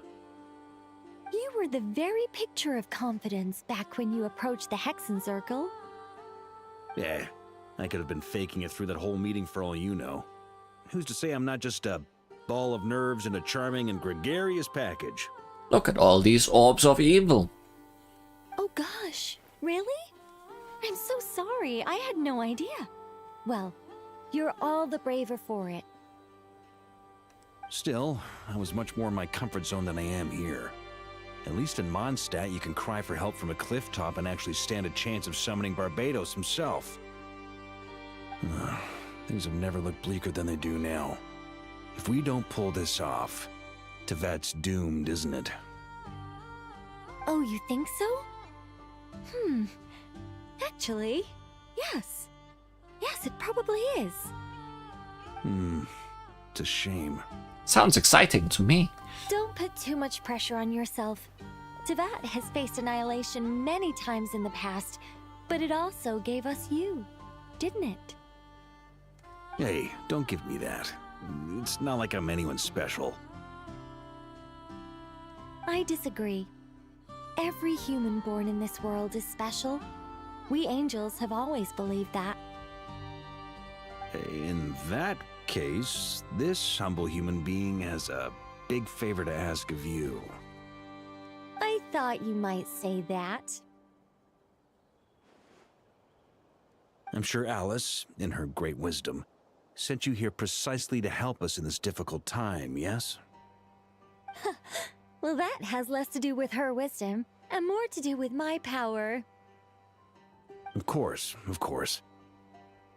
Well, the thing is, these elemental defenses we're about to build, I don't think it's a question of if they'll fail, but when.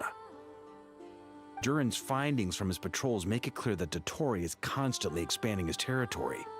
First it was his lab, then the design bureau, and now this. It's not realistic to completely stop him encroaching on the rest of Nod-Krai. Rather, our goal should be to stall him for as long as possible. If Miss Sandroni's calculations are correct, well, they're the closest thing to certainty we have in this situation, so let's assume they are. Anyway, her calculations suggest that our best hope for victory lies in Miss Columbina's return. It's up to us to slow Dottore's advance and buy time for her to make a return. Are you asking me to help you with building the defenses? No. I'd like you to prepare for what comes next. When he eventually reaches us, we will have to fight him. You were an angel once and a mage now. I'm asking you to lend us your protection. Oh. Can I take it that you're triggering the terms you fought for during our three-way talks? Well, technically those terms were about protecting Mondstadt. But if you're happy to agree to the change in location, then yes, let's do that. You're cashing in on this much sooner than I'd imagined. Well, yeah. The way things are going, I might not get another chance. Very well. The mages have heard the knight's plea, and we will respond. To tell the truth, Alice and I had already discussed how we might help you all, so I didn't come empty-handed. I always like to be prepared.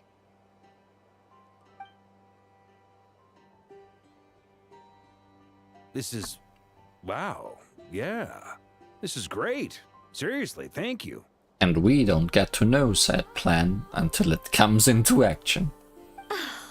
It's been many long years since I had a chance to dazzle humanity with a little divine intervention.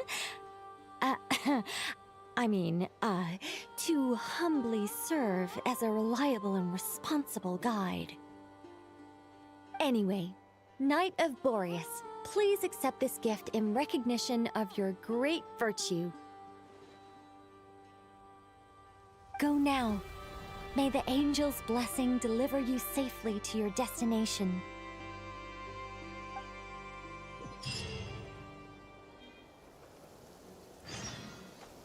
Gives him a fish sword. Truly, the greatest blessing anyone deserves.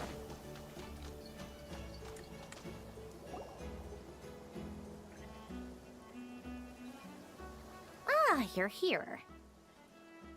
Sandroni! How are things going? Glad you asked. You two are about to become the first people to lay eyes upon my masterpiece. Or should that be the first person and the first, specter? Hey! Whatever. Come, feast your eyes on this. Wow! We've never seen something like this before! And we don't get to see it until it comes into action. It looks impressive. This meter displays the progress of my formula. Currently, it's still making the most important connections. Once it's finished running, I'll deliver it right to your side. And then, we can finally bring Columbina back. Is that another fish sword? Hey, there can only be so many fish in this world. What do you mean, deliver it? Can't you just tell us over the Dodo communication device? It'll just be some numbers, right? Ugh, you're such a greenhorn. This isn't the kind of formula you solve in math class. It's a highly complex algorithm capable of constructing a framework of rules. We need fish swords and debate clubs. Whatever. We'll be here all day if I start trying to explain it. All you need to know is the formula must be completed before we can bring Columbina back. Got it. Math. I'll share the data with you. Nicole's agreed to let me use her information channel, so we just need to use the Dodo communication device like so. And... there. Now you can check in on my progress. Wow! Look at that! You're amazing, Sandroni! We got a meter. It looks very complicated. time you recognized my genius. Took you long enough. That was a laugh. Oh. That was a laugh. About time you recognized my genius. Took you long enough. Beautiful. Anyway, that's all for me. You should check on the others if you have time. Make sure we don't have any weak links in the chain. That might sound harsh to you, but close supervision is a common practice in the Fatui. Not looking to catch anyone out. I just care about everything going smoothly. That's all. I'm kinda stuck here while the formula's running, so I need you to be my second pair of eyes in the meantime. Almost as beautiful as a rusty door hinge. Very apt comparison.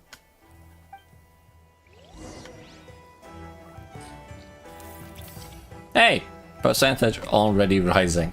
We only just stopped talking. She works fast.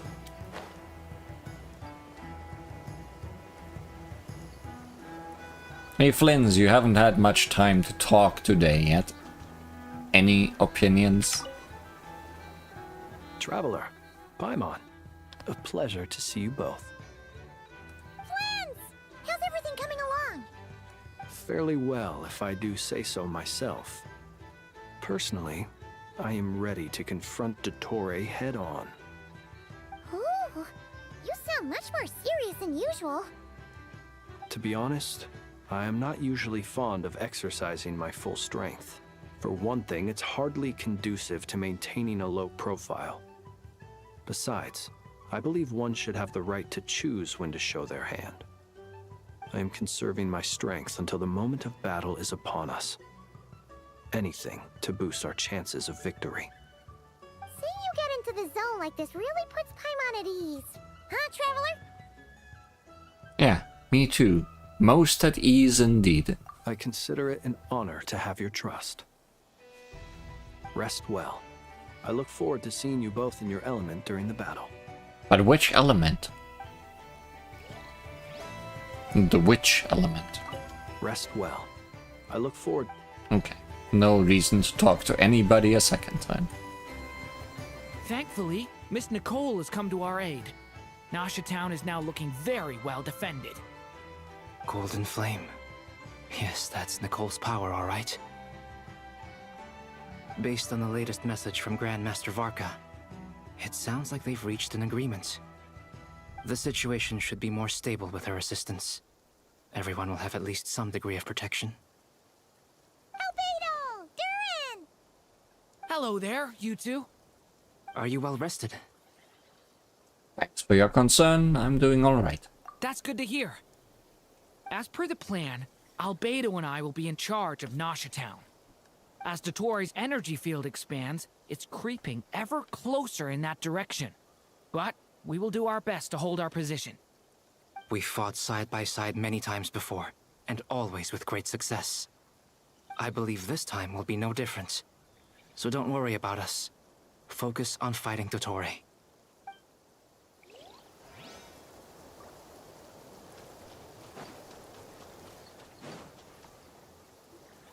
Yes, Miss Moonchanter? What are you staring at? You always address me in the strangest ways. Lady Moonchanter 1 minute, Miss Moonchanter the next. Yes, and? Are either of those incorrect? Just call me Lauma already. Not as such. It's just that I simply call you Nefer nowadays. Uh-huh. That's my name. What's your point? The point is I don't add any honorifics or titles. Meaning what? That maybe we're on friendlier terms now than we used to be. Now back off, Lauma. We are not friends yet. Is that how you see it? Then I thought I was the one with eye damage. Paimon, Traveler. Just swinging by to check in on you. How are things going? Did you manage to get some rest? Don't worry about me. I won't slow us down. And I give my all to ensure our victory. Ah, yes. Allow me to give you two a quick checkup. All done. You're both in good shape. We are lucky to have your support. Thank you both. You're welcome. You'll have your work cut out for you in this battle against Dottore, so make sure to get some rest in first. Paimon will keep an eye on her. Don't you worry. I'm glad to hear it. Take good care of yourself too, Paimon. You will have to fight this time. Sure thing.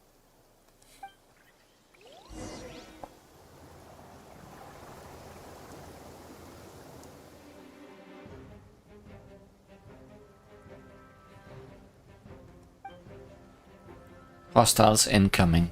Are these the doctor's minions? Here they come. That's quite a horde. As we expected.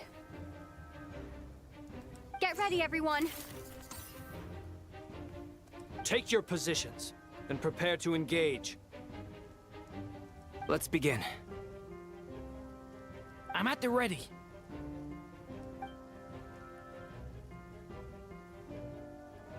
Huh? This game has fights?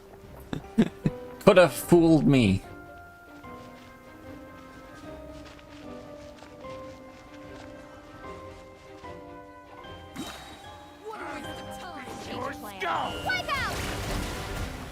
Be silent. The night cometh. I'm rather out of sorts. Another one. Bye. Get the health thing. Flints. Close your eyes.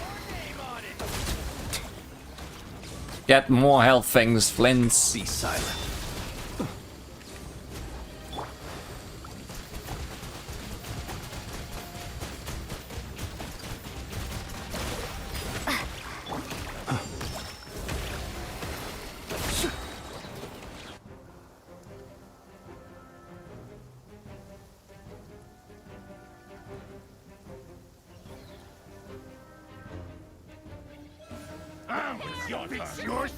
Poor lost lamb.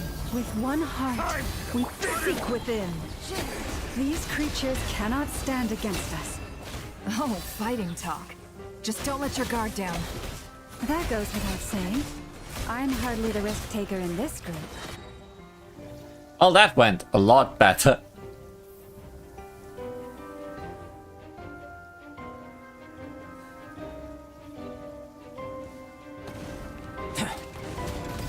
Okay! New life! Thunder!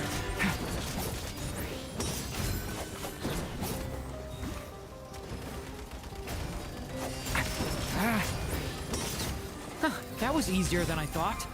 Naturally. What do you need? Is it because as created beings go, we're of a higher level than them? Very good. You understood what I was implying.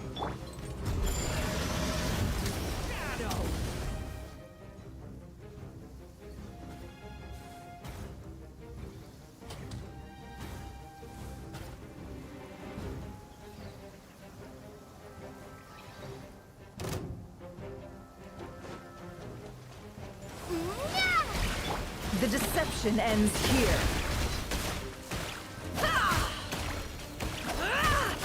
No more lies. People have always used fire to drive away wild beasts. Wouldn't a lantern work just as well? You read my mind, my dear friend. I was just about to say that. All right then, dear friend. Bring the light.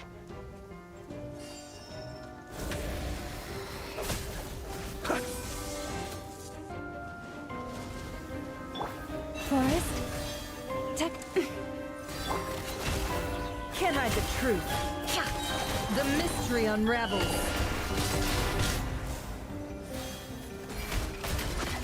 Time to go.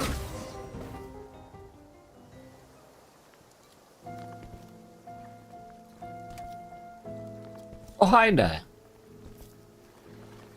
You're looking well. I trust you've had a good couple of days. You're too early, Doctor. Our percentage is barely above half by now. Dottore. It's actually a good thing, in my view. If the subjects of my experiment were to die prematurely, it would throw quite a wrench in the works. And so, I must thank you all for your resilience. We are no longer on the same level, but you are nonetheless worthy of my respect. A creator god should be merciful and gracious after all. Are you aware that Columbina is raining on you? And in any case, it is only right that before I end your lives, the world is informed of the arrival of their new god.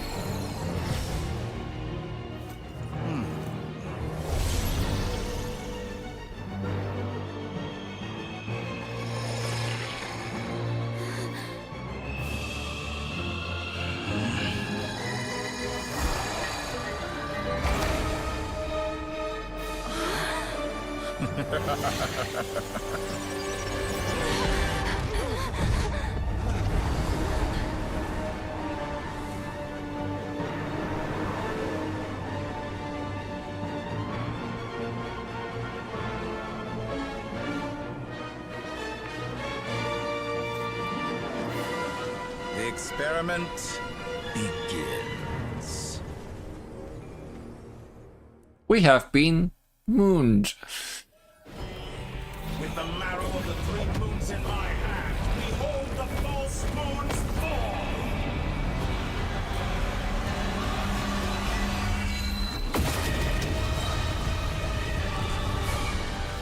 Great start, friend. By the frost moon of old, leave this place. The deception ends here. Reverse.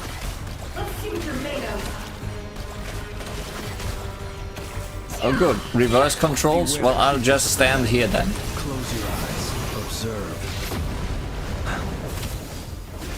How dumb! The mystery unravels. Excellent! And you barely managed to touch It all me! adds up. Well, we're doing quite a bit more damage than last time we were fighting him. Can't hide the truth. With one heart, we pray. You poor lost in my palm. Oh, I've been moved inside another space, and it's sealed off. Looking at the structure of it, seems like the Tory intends to trap us here. There's no exit. Our endurance is about to be put to the test.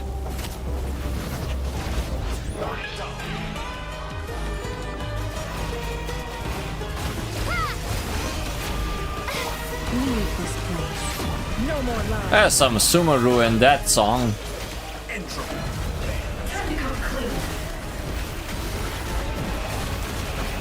It all adds up. Good. Keep it up. Within. I'm still cannot face me. Foul. Pathetic.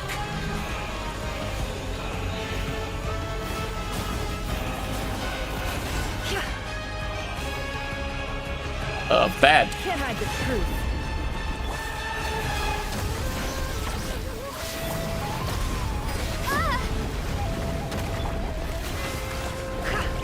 The marrow of the 3 moons in my hand. Behold the false moons fall.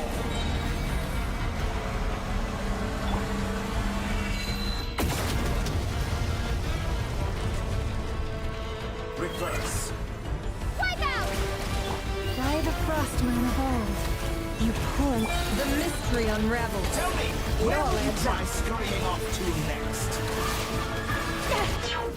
Looks like Dottore has opted for a divide and conquer strategy. But we will not Oh allow good. him to triumph. Controls are still reversed. Okay, they stopped. For our victory.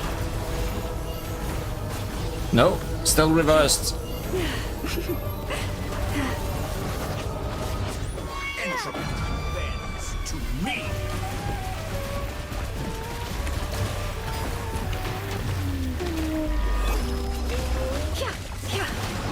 No more lies.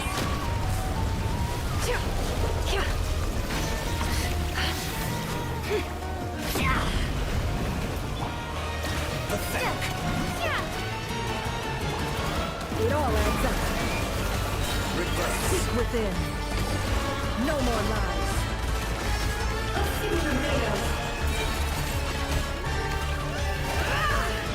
Bombs away!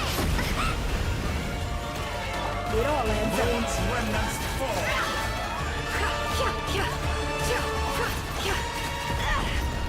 Ooh, that hurts. The mystery unravels. No more lies. It all falls into place.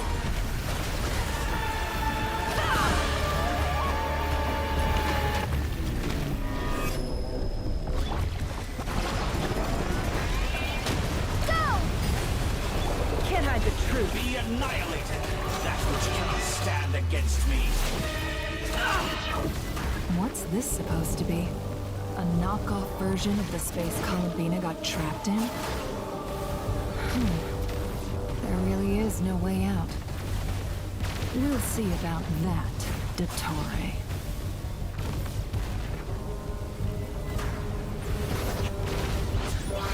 My apologies. I had not intended to take your teammates from you. I think you intended that. Obey, and I can release them. An excellent deal, if you ask me. Won't you consider it?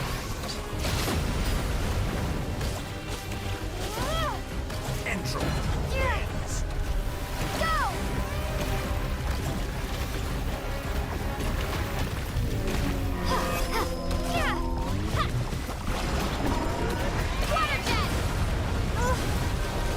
Well, I would have died multiple times already by now. Be shocked.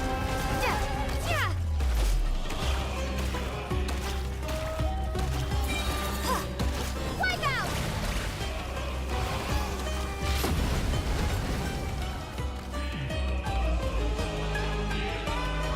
I'm aware you've been working on some little tricks to surprise me with, but it appears that none of them have come to fruition. Oh, we haven't even started tricking yet.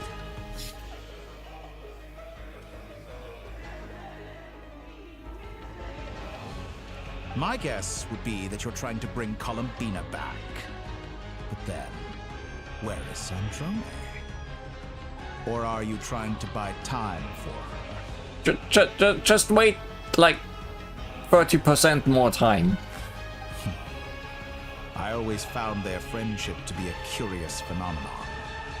Two highly incongruent personalities, and yet they share a deep connection. Also, yeah, I guess he is the down moon that I was looking for. Speaking of Columbina, I once saw her as like a younger sister. We got along quite amicably while she was with the Fatui.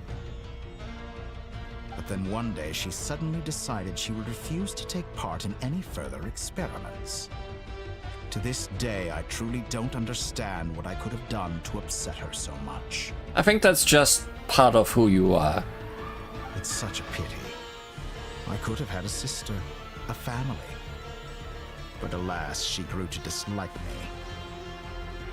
You're not fit to be family to her. That I can't deny. So many people, all obsessed with playing out the same tired old dramas. This world is rotten to the core.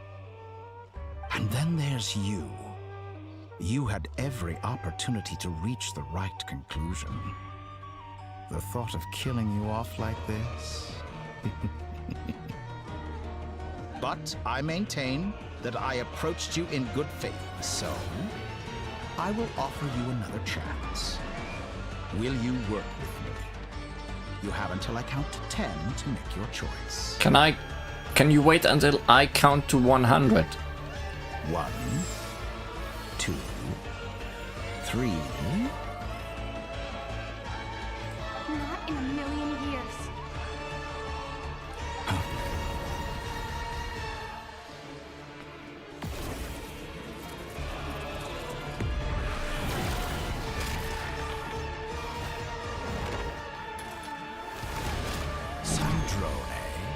What a pleasant surprise. I didn't think you'd join us all the way up here. Hey, Dottore, you've stopped counting. You're as sick and twisted as ever. Don't fool yourself into thinking anyone's grateful for the chances you're offering them.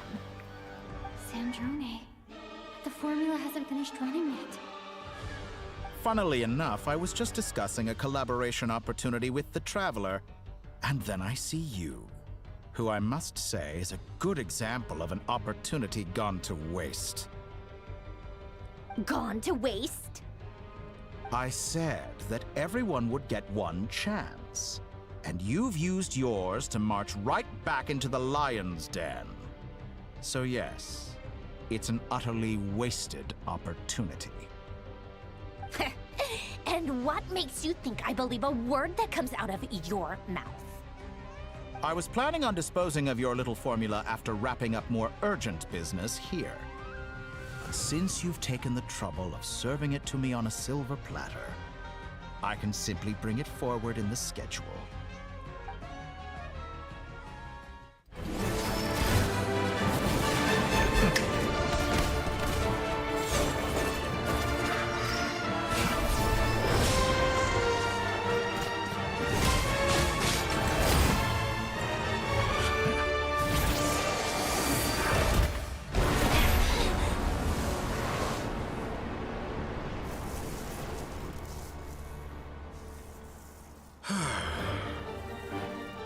Is this your life's work? This piece of trash?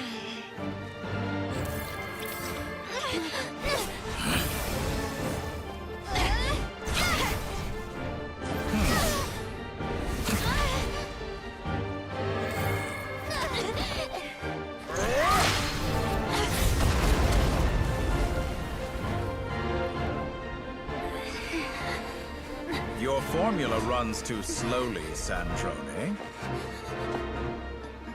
You put your hope for success on others instead of fighting dirty. That is why you have failed. Now, whom should I slay first? Any volunteers? No one? How nice of you to leave the decision to me.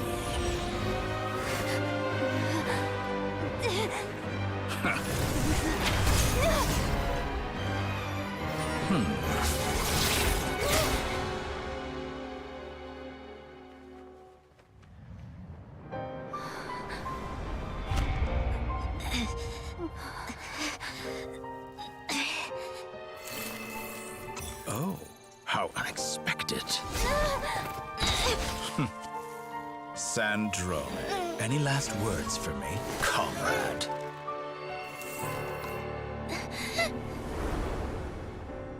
Is there anything you wish for? Not really.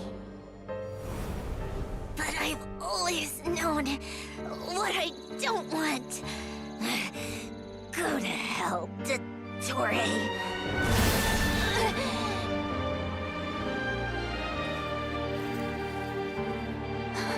No!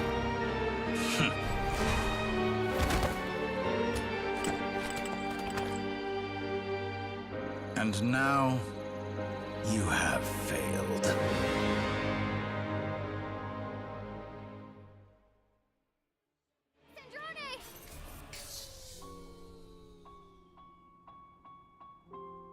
Rip. So many cutscenes in this version of the game. Now you see how fragile mechanical contraptions are. Just a gentle tap, and they fall to pieces. However keen of an inventor Sandrone may have been, her death spells the end of the formula that was running inside her body.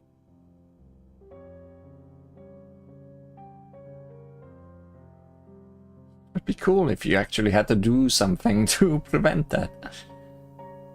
Nope. Of course, I have to commend her for making it this far. As her colleague, I have to admire her stubborn tenacity. Now, It is time for you to take your place by my side.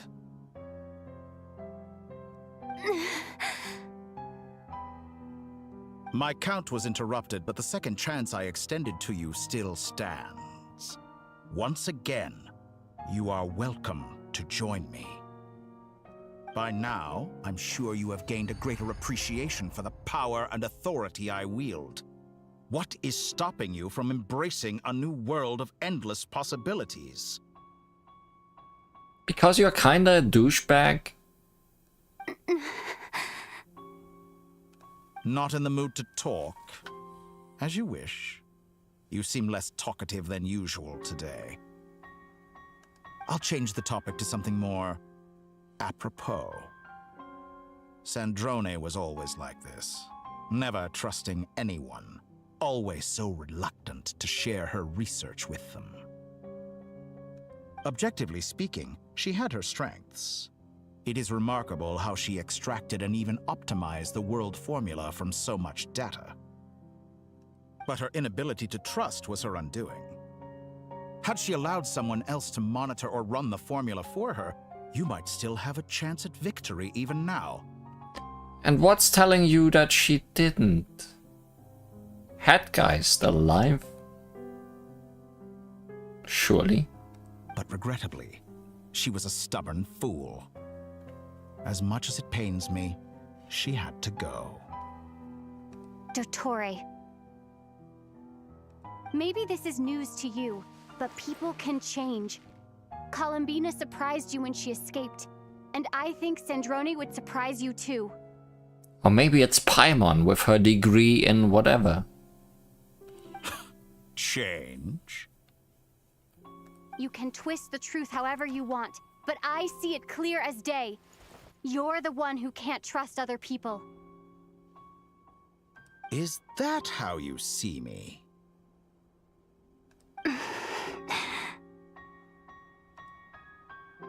By this point, what can you hope to do about it? Another one. It is pointless to fight on. You've already lost. Wrong. You can't win this, Dottore.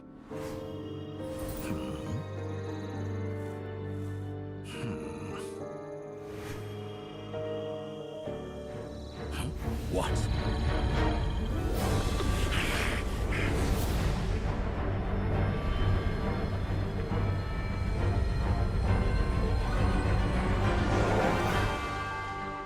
My formula can get us 90% of the way.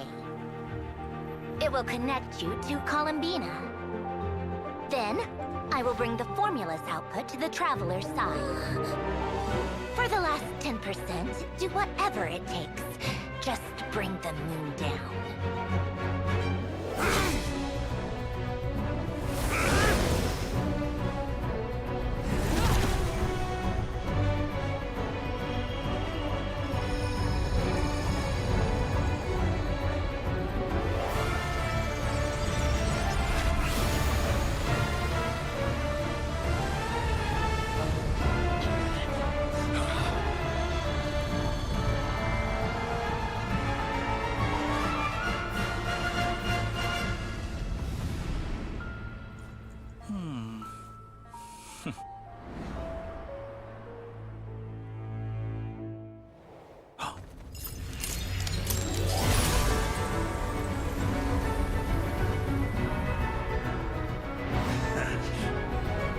The moon will never be yours.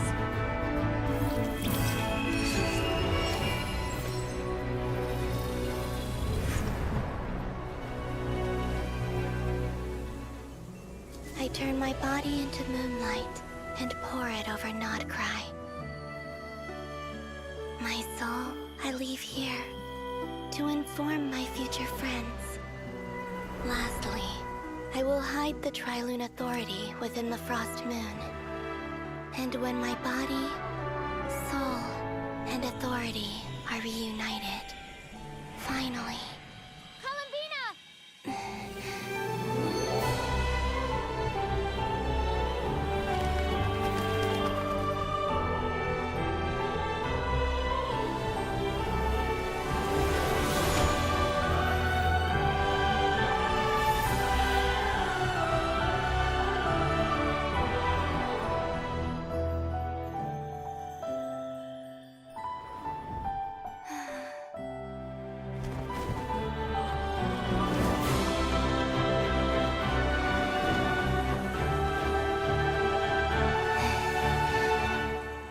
It's been too long. I'm back.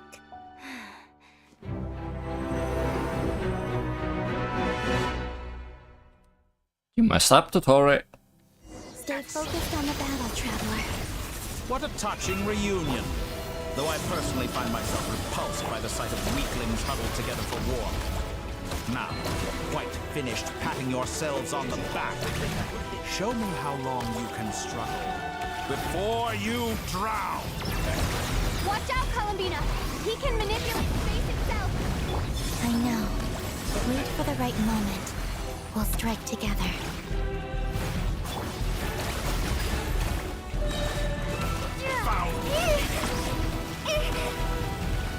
Entropy bends to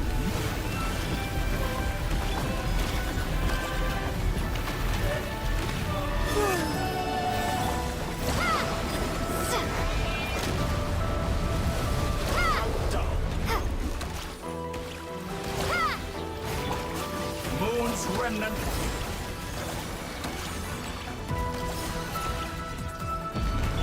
Bombs away! Enough! Hey Dottore, did you notice? It's no longer your boss theme.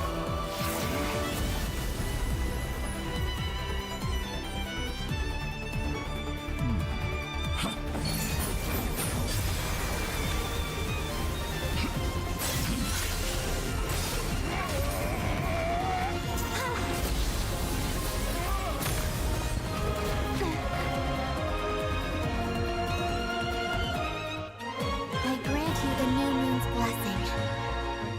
The new moon shines upon you. I am growing weary of your stubborn resistance. It's over, Dottore!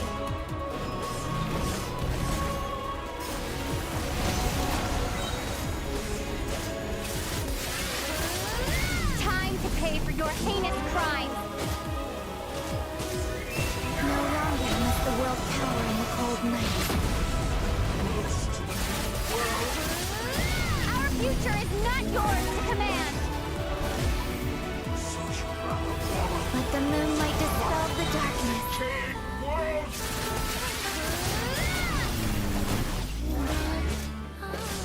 Those attacks seem like they hurt. Everlasting as the moon.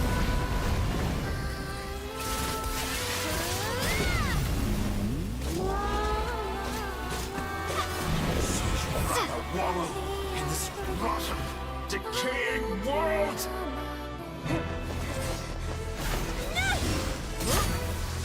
Willfully blind. How can you be so satisfied with your fate?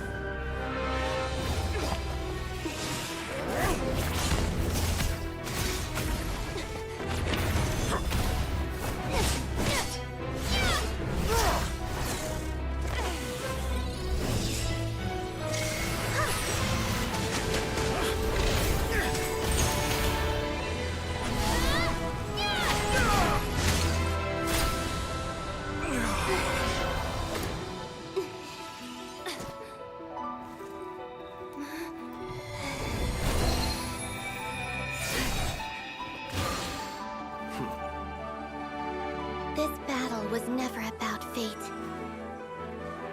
It's about friends, family, and the home you stole from them. So dull. Only the weak rely on each other for comfort. You shall see. Once I transcend fate, you will be nothing but fodder for my grand experiment! That will never happen.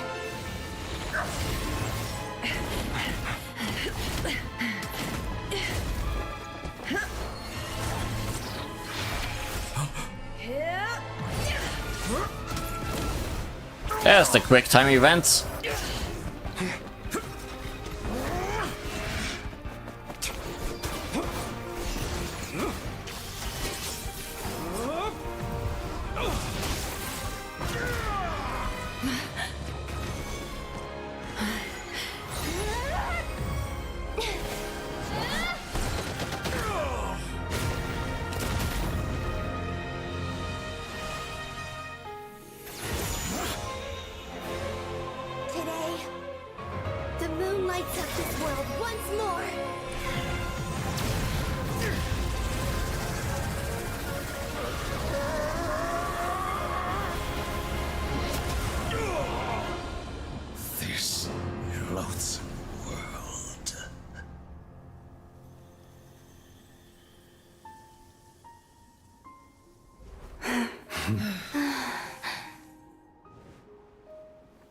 No, this world is our home.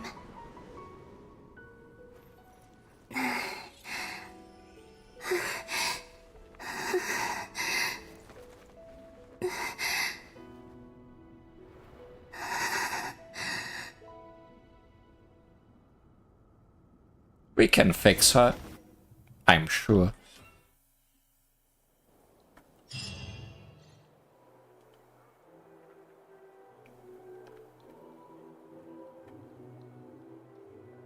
Are we about to Hekatia him? We almost did. Sure, hit him with 3 moons at once.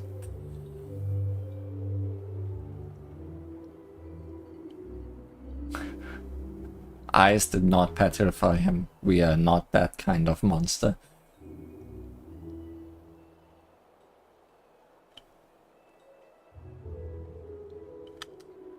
After the battle, you return to Nashatown.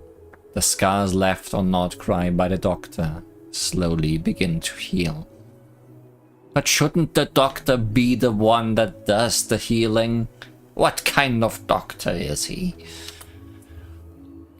After learning of the crisis's end, people gradually return to Nod-Krai.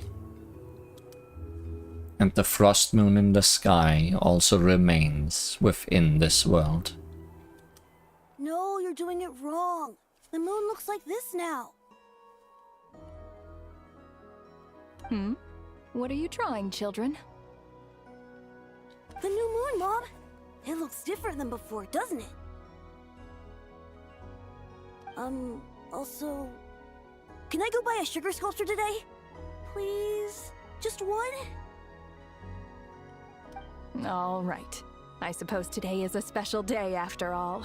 Almost like a festival. Extra, extra! Get the latest Nasha Express here! Post-disaster report! Nasha Town reborn beneath a new moon! The voyage begins today! The future looks bright thanks to the League. Want a copy? I knew things would be different, but I didn't think that would include the moon. They say a new moon goddess has been born. A new moon goddess? Who's saying that? The Frost Moon Scions? No, the new moon goddess is saying that. I guess so. I'm not too clued up on the details. As far as I'm concerned, the moon's still in the sky and it's business as usual. Hey, since we've come all this way, shall we grab ourselves a free meal while we're here? Are you a convert now? Or are you just here for the free lunch? Oh, come on. What does it matter? After everything we've all just been through? That smells good. All right, that's it. I'm hungry. Time to eat. Come on! We gotta get there early, or there won't be any good spots left! Shh, keep it down. This is a residential area. What if people are still sleeping?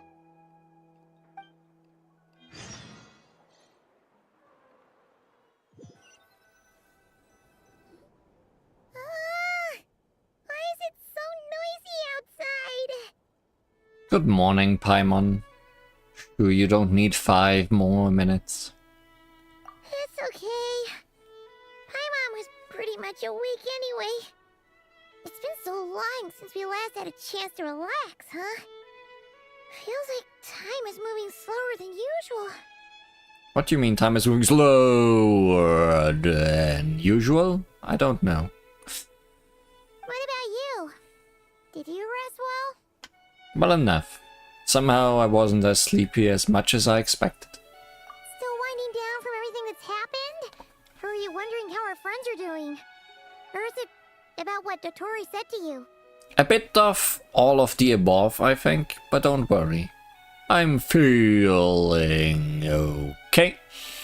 Okay, if you say so. But don't push yourself, alright? Let Paimon know if you need to talk. Yeah, just feeling slowing down a bit. What we just went through was a lot. if you need some time to get back in your groove. Luanatar disappeared after Columbina came back. Apparently, she was part of Columbina's soul or something. It's complicated. Did all the Kuvaki also disappear? Still, Paimon kind of misses Luanatar somehow. But anyway, you did great. So did Paimon. We all worked our butts off to contain this disaster, and in the end, we made it. Who lost their butt? So, chin up, Traveler. You should be proud of yourself. You're not usually this sharp when you've just woken up. Hey, don't poke fun. You should be glad that Paimon's growing as a person. Sorry. On a more serious note. I bet you were worried about me again, weren't you? Oh no, we made Paimon cry. Paimon didn't think you'd mention it. I'm sorry, Paimon. You have no idea how anxious Paimon was. She was worried sick about you. So I heard. I understand how you feel. Well, if you really want to show Paimon you're sorry, you're gonna need to make it up to her. You better be ready to splash out on a lavish meal. Anything for you. My treat. Still got transitions, I see. Okay. Paimon's full now. No food montage. Are you sure? Snacks will be served shortly, and also the table is still full with food. Huh? Oh, well... Hey there, Traveler and Paimon. Good morning. Morning, Yehuda. Here for some breakfast? Oh, I've already eaten. Just need some water. I was mostly worried you might forget what day it was today. So, I came over to remind you. Is it Monday? You know, because moon? Paimon. Careful there, Paimon. Too much food will make you drowsy. Don't let anyone catch you hiding at the back and nodding off during the League meeting. You should probably be saying that to Aino. She's the baby of the group, if anyone. True. You know, I'm surprised that all these competing groups are actually coming together to try to solve things together. Definitely a first for Nod-Krai. Well, nothing like a region-wide calamity to bring people together. After that, surely even the most self-interested people have to realize that going it alone isn't worth the risk, right? Never. Try telling Boss Neff that. She's not exactly convinced that people are gonna get with the program. Really? But if she's so pessimistic about it, why'd she agree to be the Curatorium's representative in the League? Probably 'cause even though unity sounds like a pretty far-fetched idea, the benefits it would bring make it worth a shot. Sponsored by Unity. I think things will work out, though. I swear, Nod-Krai feels like one big family now with everything that's happened. More than it used to, anyway. Paimon's with you on that one. And it seems like plenty of other people agree, too. Just listen to the bustling streets. Also, Paimon's cape is not quite as close to what was her name? Was it Canon? I think it was Canon, right? Canon's cape. Paimon has more details and animation on there. Alright. Everyone's been rebuilding these last 2 weeks, and the evacuees have been coming back in droves. Life's slowly returning back to normal. Which means my workload's probably gonna shoot back up. Were you about to head out? There's still some time before the ceremony begins, you know. Yeah, we were gonna take a stroll around the square and say hi to some friends first. Sounds good. See you later then. Once more, talk to everybody. We keep getting into those situations.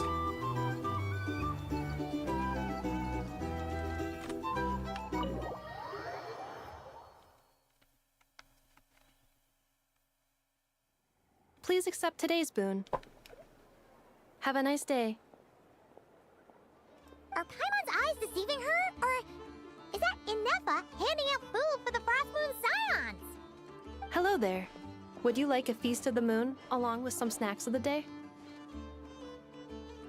So, what's new, Inefa? It was only a few days ago when we last saw you, but it looks like you've joined the Frost Moon Scions in that time.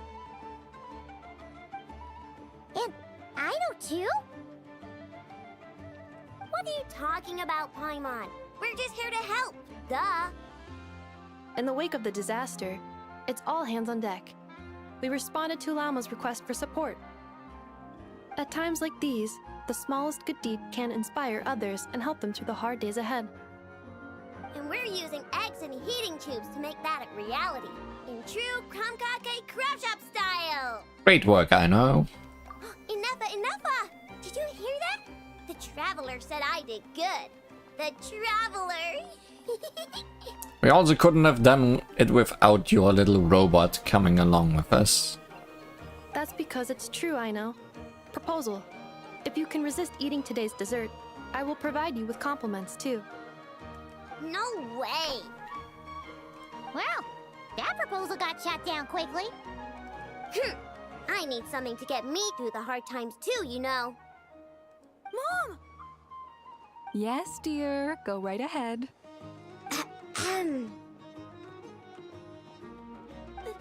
Excuse me. Could I take a photo with the robot lady?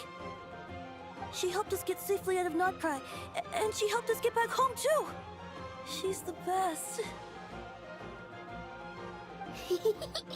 Of course she is! And since I'm the whiz kid who built her, that makes me even better than best, right? But you stole my snacks, though. I know. No hero. Oops. Shall we move to the open space near the center? The view there is better. I'll take the picture. Thank you! And then I'll keep it. Aren't you the better pick for this job, Flint? Oh, hi, Luga. You appeared and then you didn't appear no more. You underestimate yourself yet again, Master Ilua. Ilua. It's a silent G. Not at all. I rarely come by Nasha Town. I don't know any of the big shots here. All in good time. Socializing is a step-by-step journey. But you're much further ahead on that road, aren't you? You're not seeing the full picture. You know the truth now. My friends do not understand my habits. There is no question about it. The Lightkeepers need a representative in the League. Someone who is upright, cares about other people, and can realize their self-worth through group action. You say it like you wouldn't make the cut. I am most flattered that you think I would. Sigh a little less, Master Ilua, and have more faith in yourself. All the Lightkeepers agree that you're a very promising young man. That is precisely why Starshina and Nikita felt safe delegating such important work to you. I'm sure we all also agree that we would sooner die of dehydration than manage to wrangle anything out of you in a discussion. My apologies. I am not in the habit of bringing water with me when I go out. Whatever. I'll take the job. By the way, who else is part of this? Oh, it's quite the who's who of Nod-Krai. There's the Moon Chanter of the Frost Moon Scions, the boss of the Curatorium of Secrets, a representative of the Voynich Guild, and even someone from the adorable Krumkake Craft Shop. I'm sure you will find speaking with them to be a genuine pleasure. If you say so. I've never done this work before, so I'm honestly a little scared of making mistakes. But I'll do it. Not only is it our duty as Lightkeepers, but because I want to make Nod-Krai a more welcoming place. An admirable attitude to take. The beacons are lit, Itlua. We're but one step away from breaking through the blizzard. We have the chance to band together and build our shared homeland into an Elysium. This is unprecedented for Nod-Krai. An opportunity not to be missed. Yeah. You're right. I'll do my best. Quite a few familiar faces have arrived. Let's go, shall we?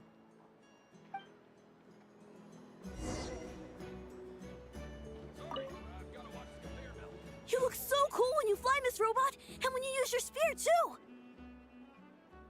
And even though you took my snacks, it's pretty cool that you can build stuff like this. You've got so many inventions. It's amazing! Also... Micah, we need to go now. 1 second! Please take this Feast of the Moon, as well as some snacks. Share them with your mother and your lovely family.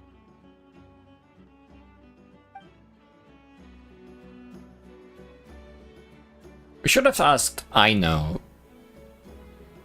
for a huge coup vacuum. Also, there's a whole crowd over there.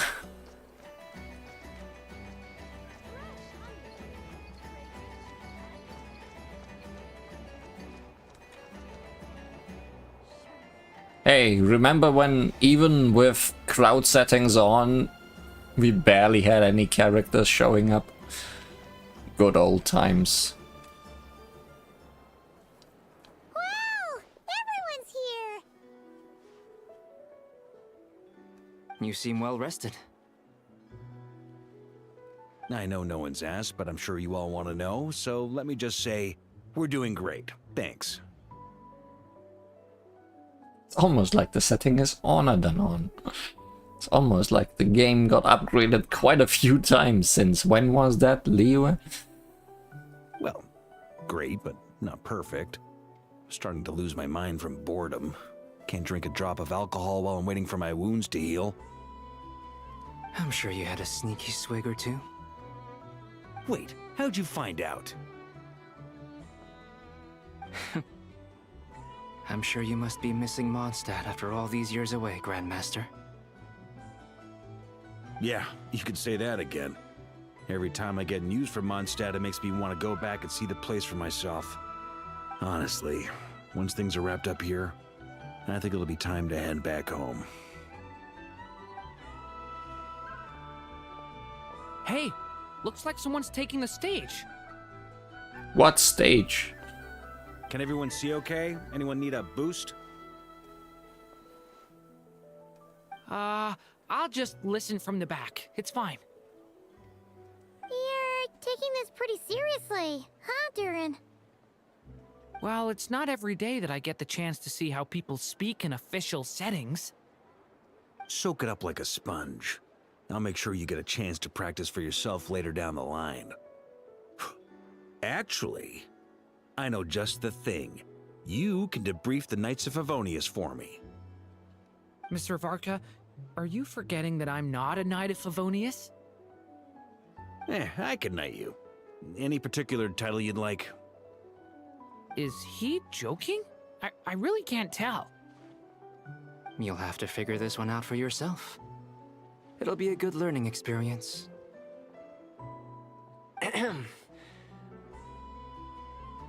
It is my honor to host the opening ceremony for the League, and to have this opportunity to speak to you all in my capacity as Voynich Guild representative. Could this person also have been pushed onto the big stage by the real big shots? Guess I'm not the only one then. We come here today, having weathered the trials and hardships of yesterday, and having learned from them the importance of unity and cooperation. All right, here we go. Uh-oh, looks like Aino's off in Dreamland already. Wait, Boss is looking kinda drowsy too. What's up with her? Lost her eyes after all. Come on, get this speech over with already. Nod-Krai is our home, the land we rely on for survival. And as we chart a course for the future, may we persevere through the storms ahead as we sail towards a new era of prosperity, freedom, and hope.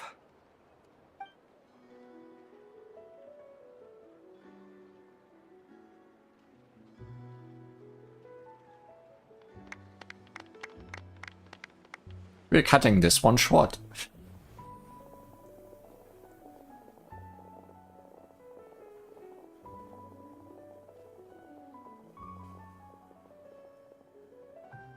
Looks like we'll have more opportunities to travel in the future.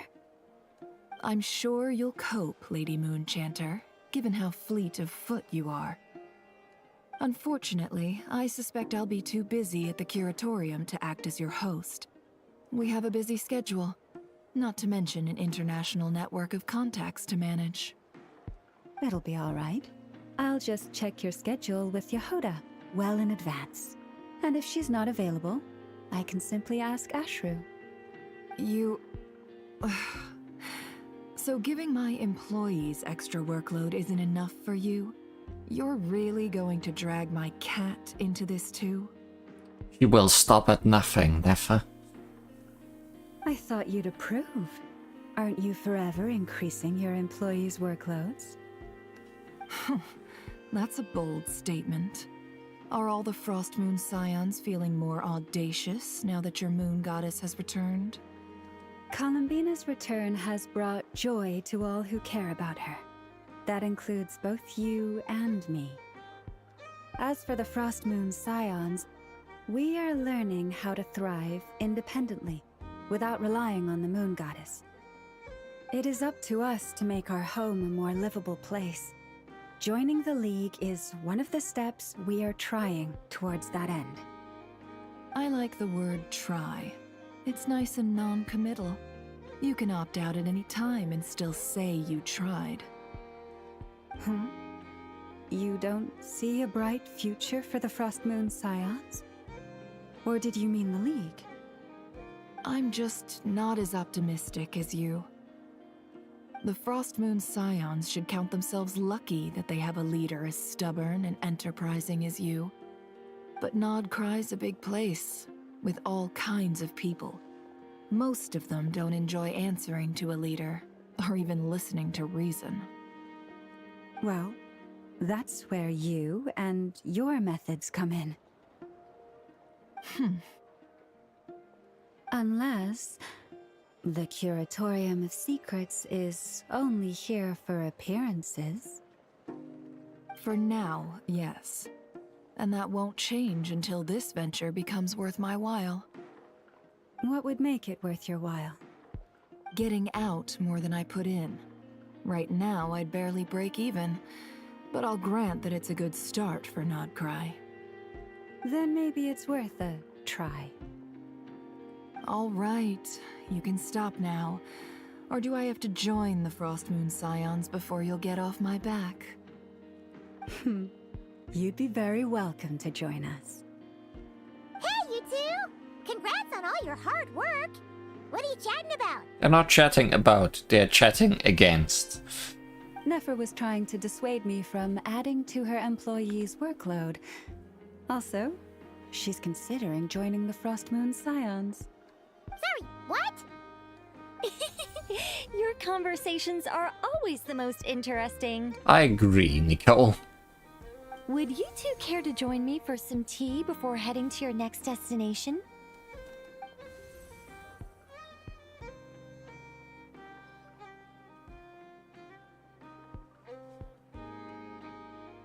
Nicole?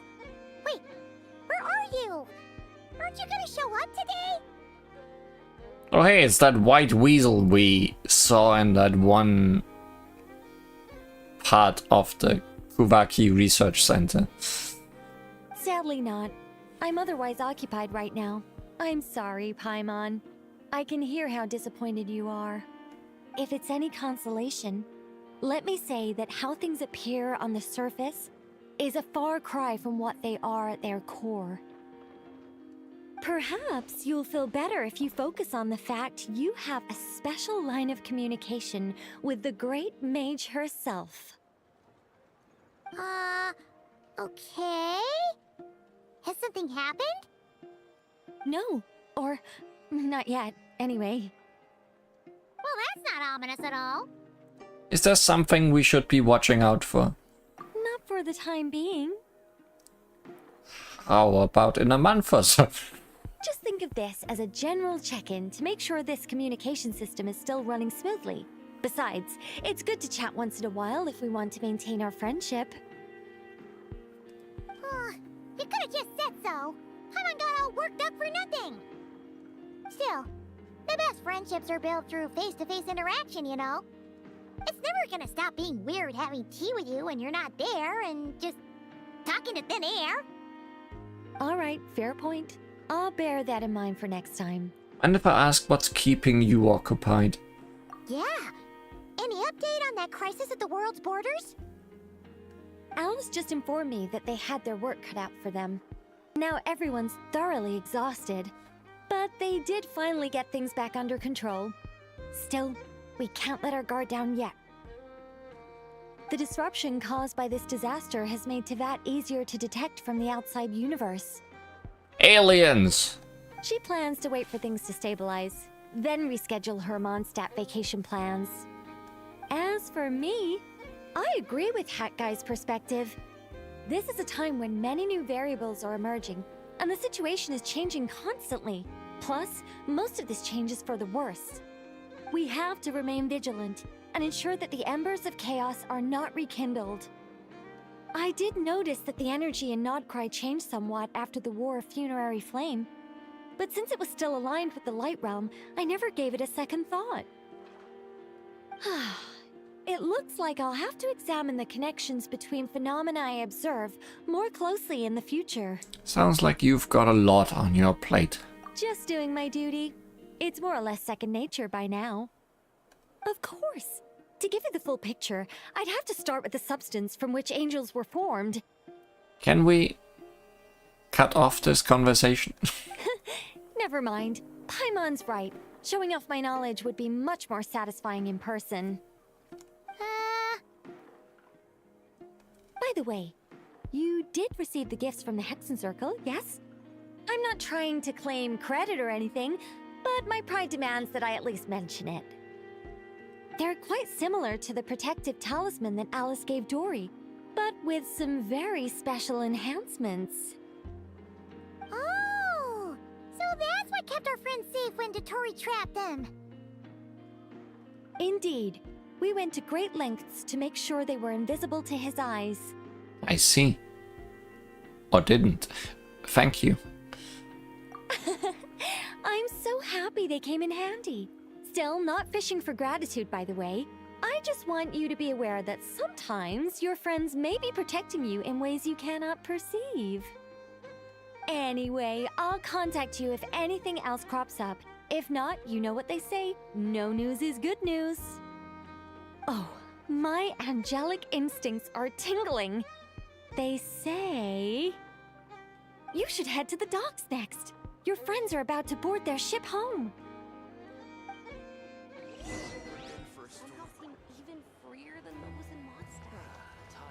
I'm curious about This place looks perfect. you right there, but not right now. That will have to wait until we do another side quest episode, which will surely happen at some point.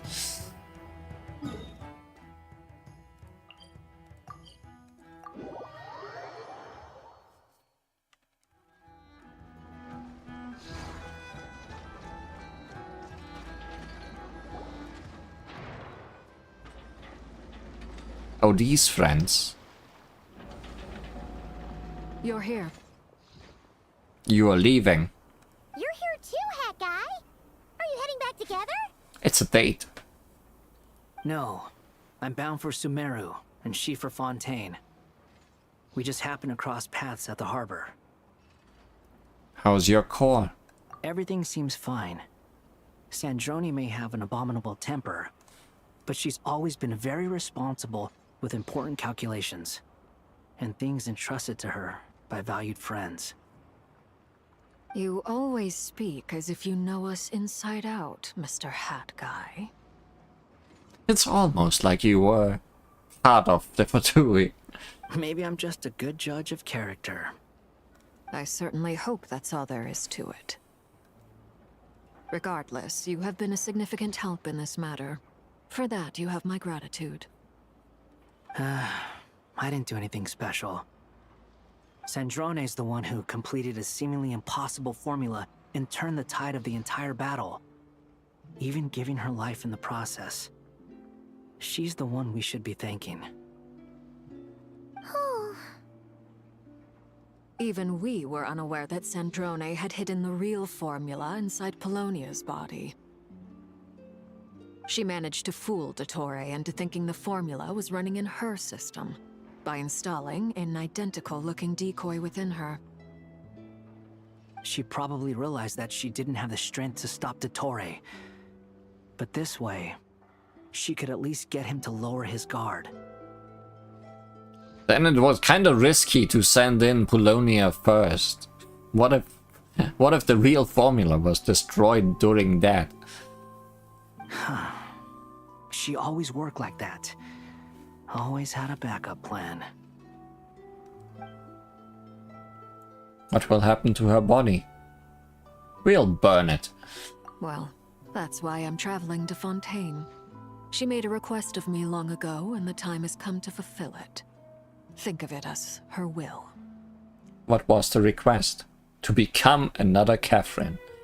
She said that should she ever fail in a mission, she'd like me to deliver her core and Polonia's to the Fontaine Research Institute.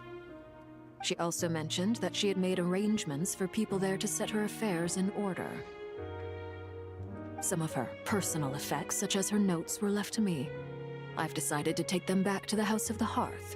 For safekeeping, primarily, but also as mementos, I suppose. However, there is one book among them that I'd like to leave in your care. I'll have someone deliver it to your residence at the flagship at a later date. Does Columbina know about this? No. I was specifically warned not to tell her. This is her last wish, and I will abide by it. Is it also some kind of backup plan? I can only hope so, but none of us here can know for certain. I bade farewell to Columbina earlier today.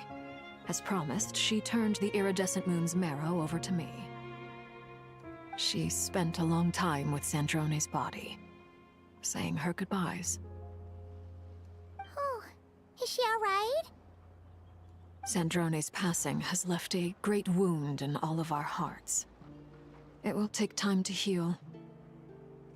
But Columbina surprised me. She offered me some words of comfort before I departed. Despite being grief-stricken herself, she showed an awareness of the feelings of others around her.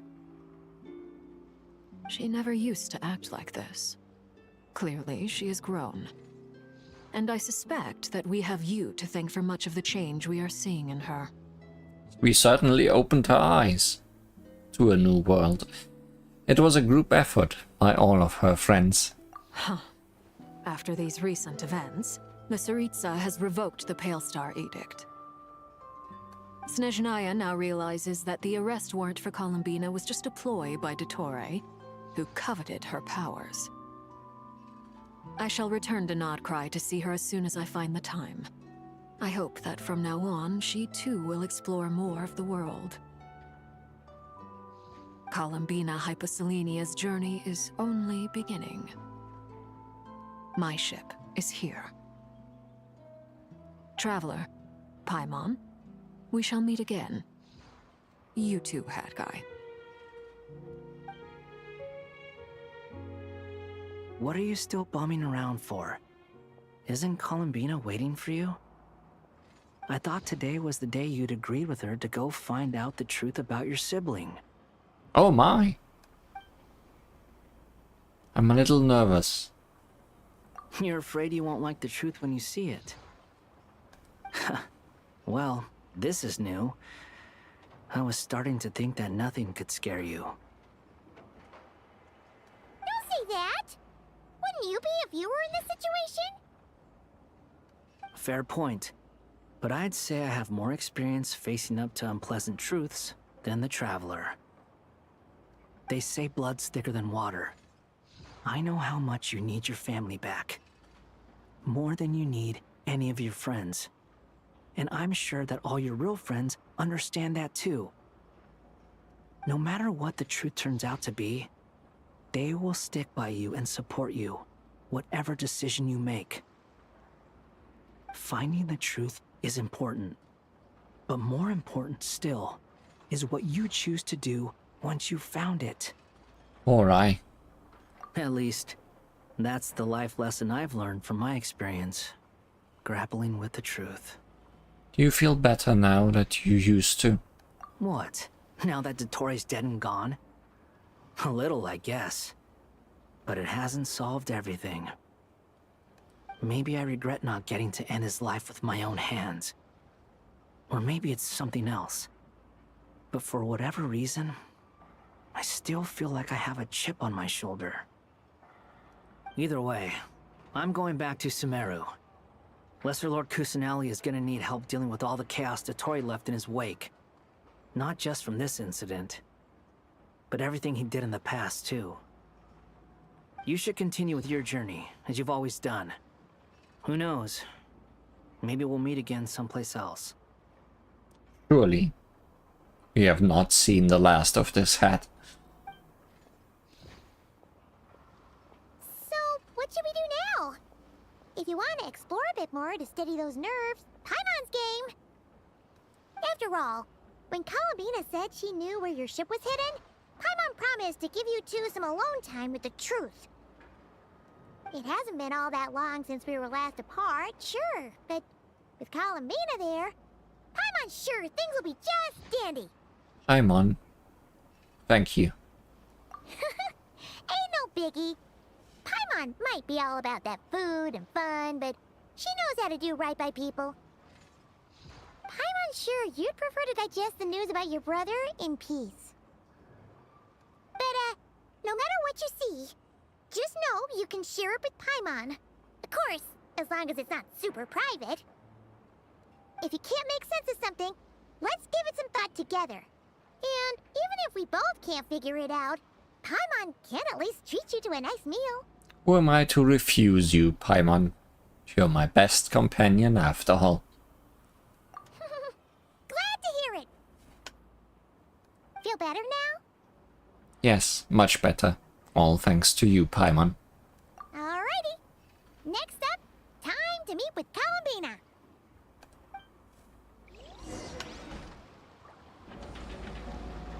Back in the cave? No, not back in the cave.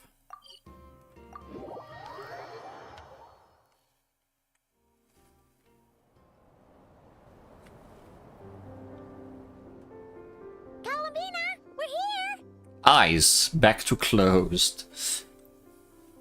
She saw too much. Can't quite believe we're meeting out here. We've gotten used to walking over to Silver Moon Hall whenever we go see you.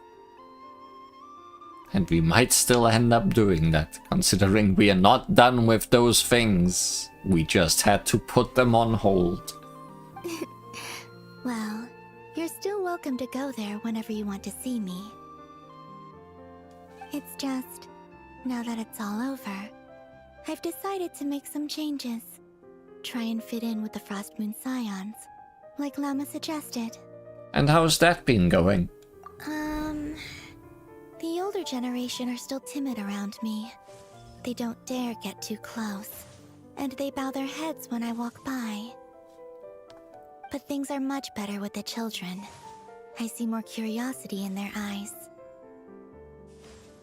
Hopefully, by the time the next Moon Prayer Night comes around, I can enjoy the festival with them as myself, without having to pretend that I'm only dressed up as the Moon Goddess. You'll do fine, Columbina. Paimon's sure they'll realize you're super nice once they get to know you better. You really think so? When we first met, you thought I was a little up in the clouds.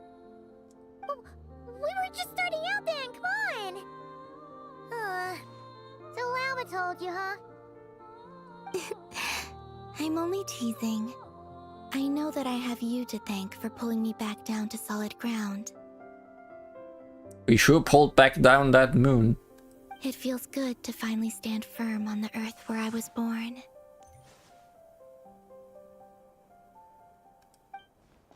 Oh, that's great.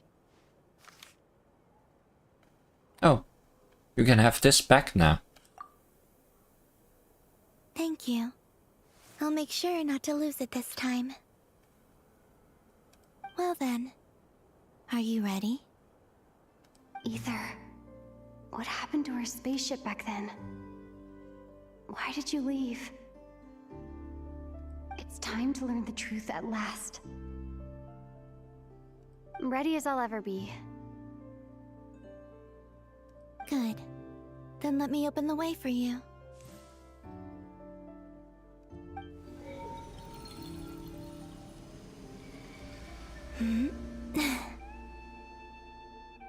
Where does this lead? To our shared destination.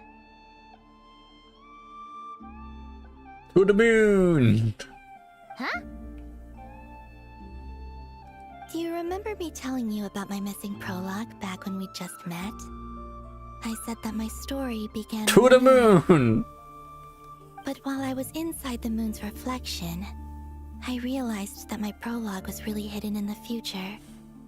I just had yet to discover it at that point.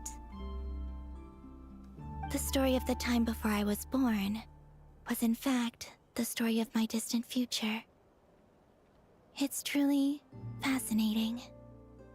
But when I obtained the Trilunar Authority and returned to our present reality, I sensed something I hadn't expected.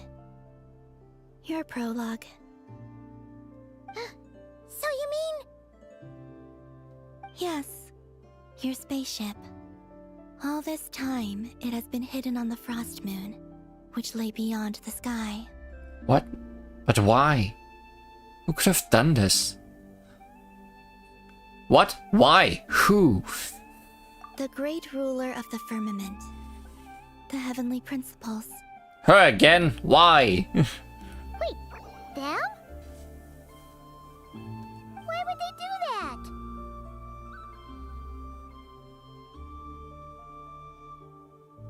I don't know. Perhaps your ship contains something that is incompatible with Teyvat.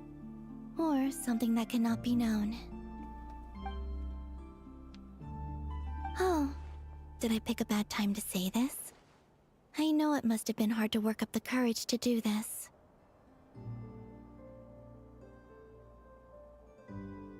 What about promise with the 3 moons you promised them you'll get them back? I think she did that, but like in the past. I guess they got to live out their last bit of their life on Teyvat. Maybe I should have waited until you were on the moon, with no chance to back out. That would have been kind of mean, you know.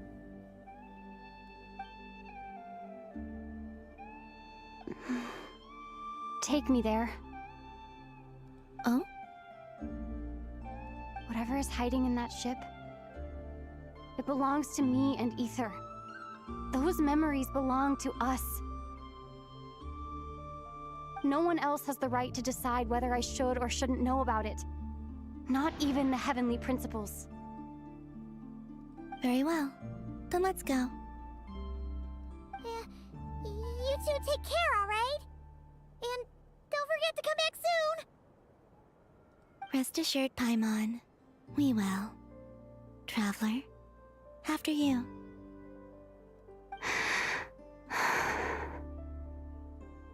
Thinking about the story that we'll find hidden on the moon? Yes. And hoping that it has a happy ending. Stories like that don't exist, you know? You don't believe in happy endings? Get your spacesuits. I don't believe in endings. This game will never end. Confirmed.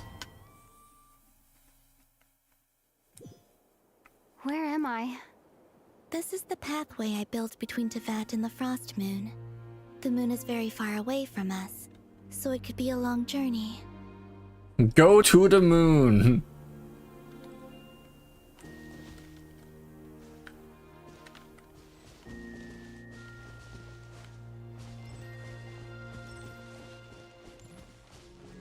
After I obtained the Trilunar Authority, I unwittingly saw past events from many of my friends' lives. One was Lauma. She was so young when they chose her to be the Moon Chanter. From then on, the Frost Moon Scions looked to her to bring messages from their goddess. We're getting everybody's backstories. For better or worse, I had left Hisi Island before she was ever born. It was not until much, much later that she met me. I think it's for the best. Because of the way things turned out, you had the opportunity to become friends. You're right. In that sense, I think we were both very lucky. Don't just stop there. Also, I say we're getting everybody's backstory, but I guess more like everybody's prologue, to go by her own words. Oh, and about that mage, Nicole.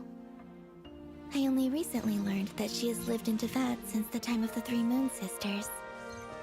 The Moon Goddesses always had a good relationship with the angels. I suppose our friendship continues that tradition.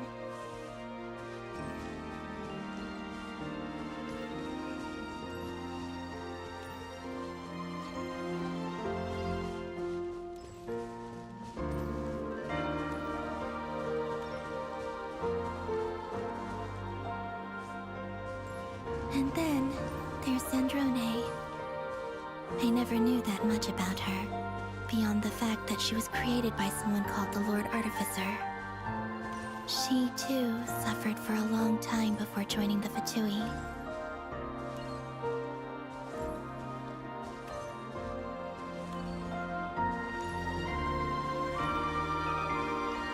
We didn't have enough dialogue for this whole thing. How I wish I could talk to her again, even if only to hear her say nasty things to me. You have a weird relationship. I mean, had.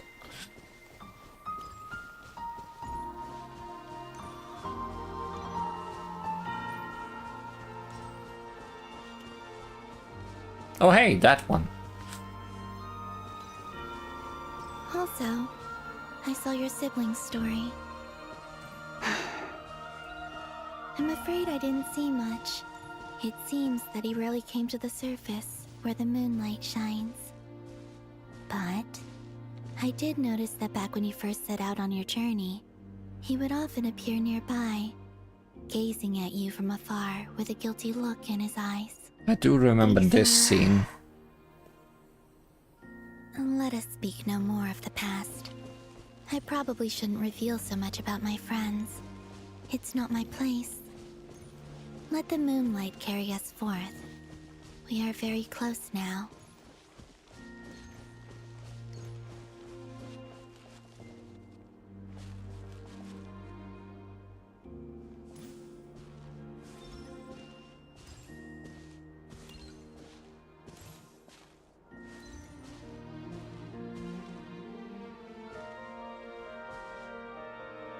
After this, I'd like to bring some Kuhenki to the moon as well.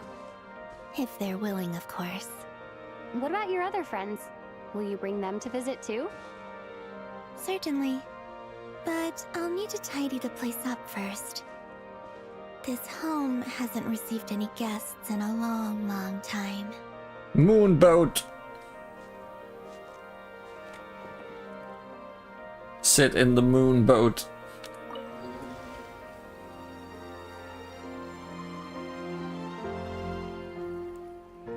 I remember writing something similar with you on Moon. Spaceship.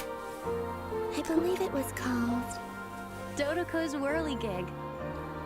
Yes, that was it. You asked me if I was afraid to return to the moon, and I said that I was. The idea that I had gained something precious, only to lose it so quickly. That frightened me. But I'm not afraid anymore. Besides, this time, we're traveling together. Moon. So big.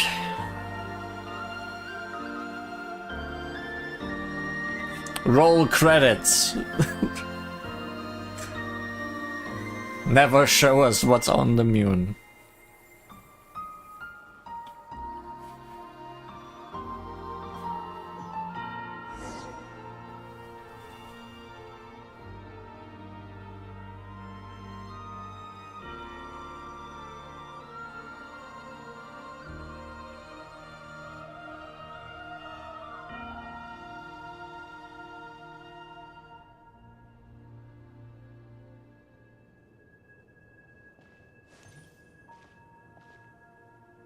Suddenly her walking makes sense. We're here.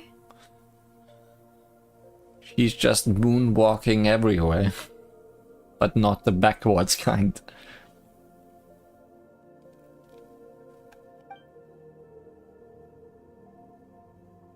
Also, I didn't expect it to be just this moon-like. Like regular moon-like. Over there.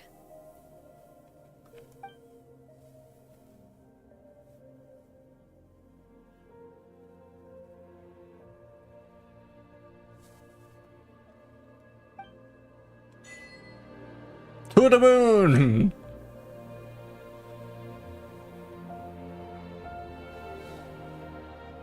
What a view.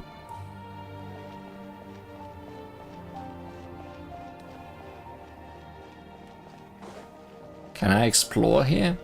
How big is this map?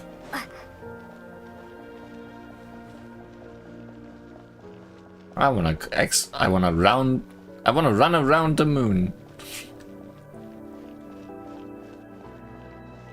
Also, I guess that's Tevat. Can we recognize places from here? Probably. Okay, this is where Invisible Wall happens. So we cannot escape this crater, I guess. No teleport points? Nope.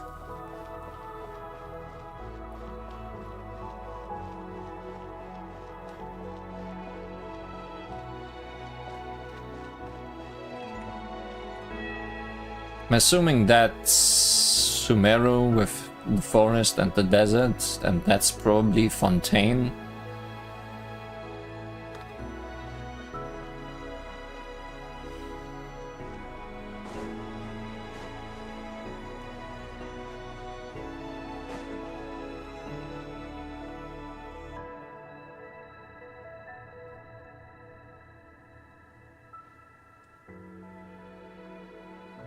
Our spaceship.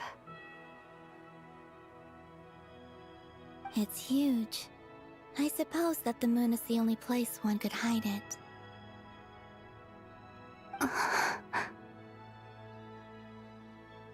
It'll be alright. Huh?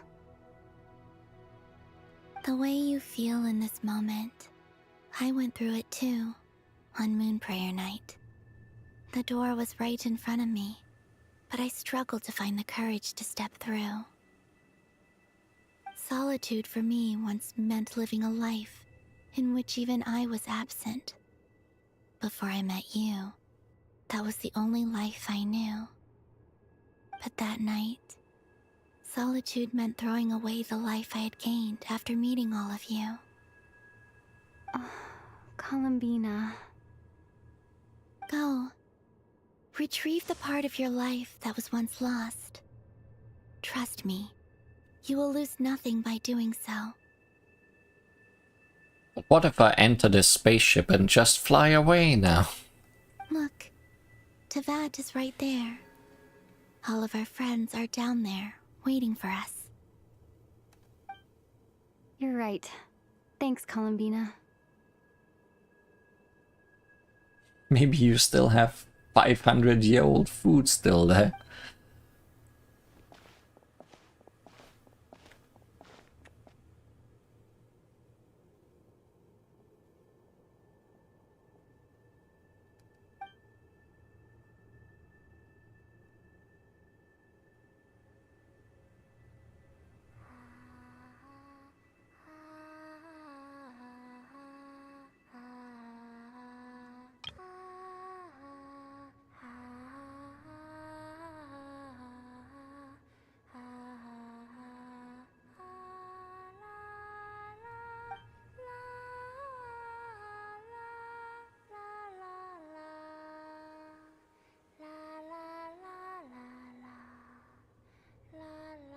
eyes back to open.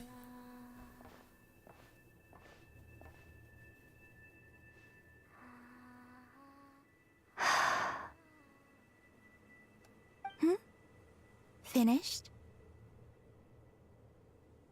Yeah. Why did you take your eye mask off? Well, since my return, I've decided to take more opportunities to see the world with my own eyes. Besides, I've always wondered how Tevat looks from the moon.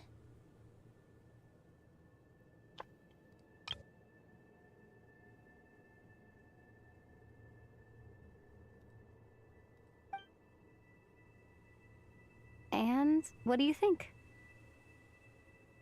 No food, only rats. Moon rats. I guess we found those. It's beautiful. I could spend a whole day here just gazing at it. How much does a moon day take in Tevat days? What about you? What do you think of the truth you found? Are we gonna get to here? I haven't looked at another person's expression in a long time, but I think yours is saying it was neither good nor bad. Keep this up, and it won't be long before you give Nefer a run for her money. Oh, I don't think that's going to happen. I'm much more used to sensing what's going on around me with Kuvaki. I think I'll save my eyes for seeing special moments I really want to remember. Yeah, that's definitely Fontaine.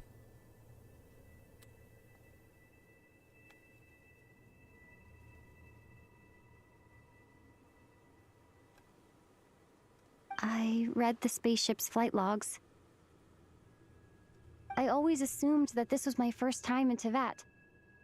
I thought that Ether and I must have been hibernating in space for centuries on end. But the logs show that our spaceship flew over the skies of Tevat once before. A long, long time ago. Flew over?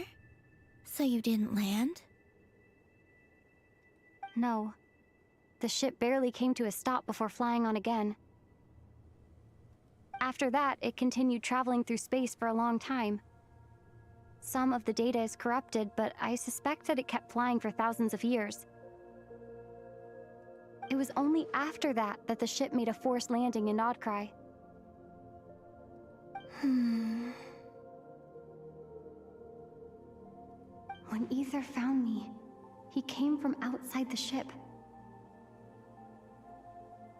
So he exited the first time you came by.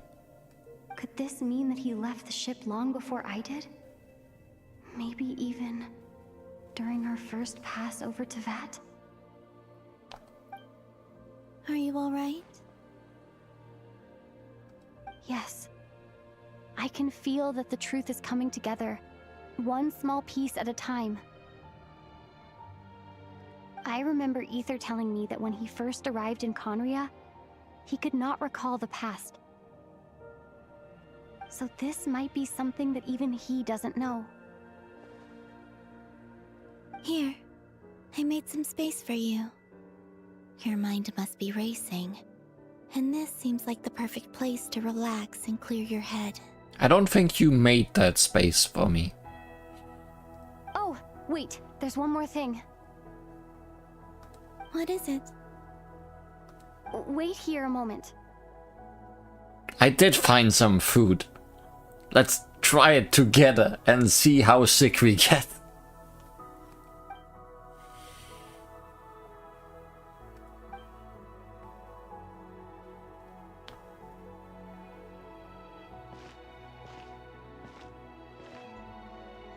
Hey, Columbina.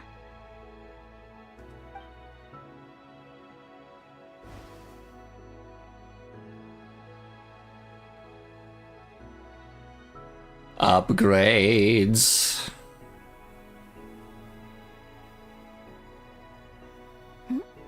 Is that a new outfit? An old one, technically. It's been in a cabinet inside the ship this whole time. But it still fits. It's a matching pair with Ether's. He's always liked this set more. Huh. I don't think there's a huge difference. Really? Yes. It's still the same you. You're the same person, no matter what clothes you wear. Only Columbina would make an observation like that. Traveler, do you consider Teyvat your home? Home is wherever Ether is. But then, after all the time I've spent here and everything I've been through...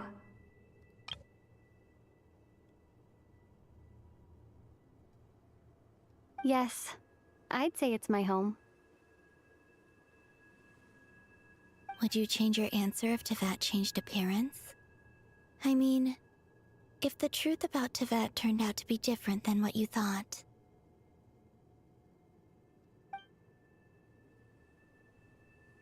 I don't know. But I don't think so.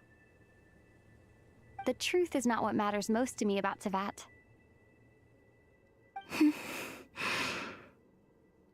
When I was first born, I longed for a home. And when you get something before you're mature enough to understand the world, you just take it at face value. I thought that a home was a transaction. You give me what I want, and I'll do the same for you. But you and your friends taught me what a true home should look like. You never asked for anything, yet you gave so generously to me. That's because your friendship matters to us. It was worth it. In the past, I thought that my birth in Nod-Krai must have been a mistake. But after journeying to the distant past where the story began, I realized that it was I who chose Nod-Krai to be my future home. Now, I am glad that I made that choice. I'm sure your friends are just as glad. In fact, I intend to make the same choice today as I did back then. What do you mean? Well, I've given the Eternal Moon's Marrow to Lauma, and the Iridescent Moon's Marrow to Arlecchino.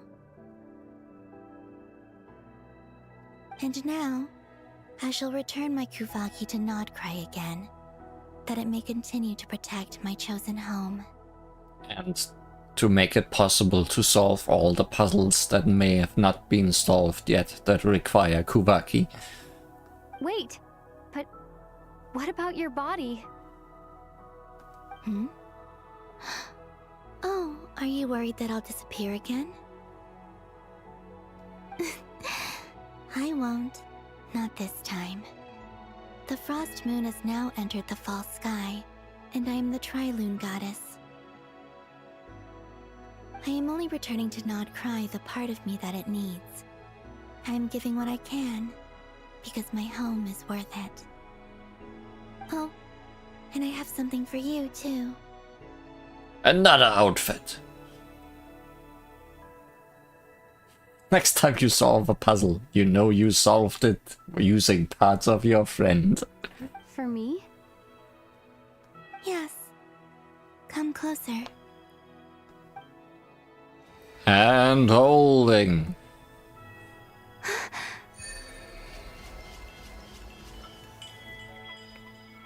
Upgrades.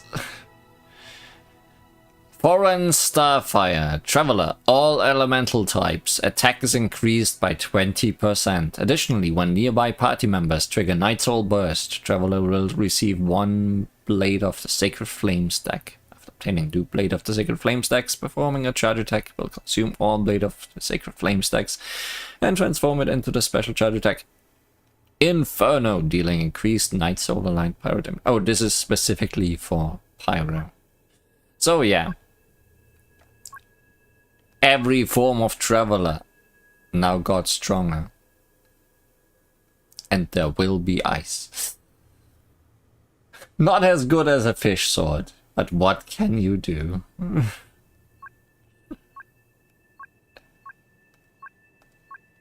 Traveler definitely needed an upgrade. And now she got both an outfit and a boost to everything.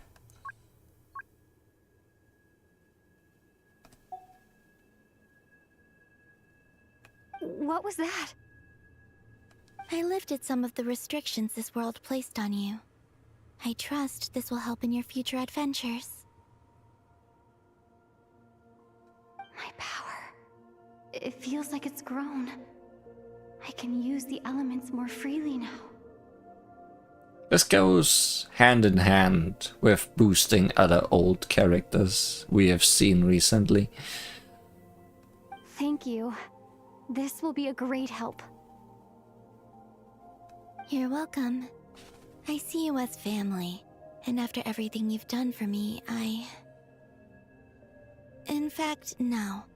It's not because I owe you. It's because you're worth it. Here, this flower is for you.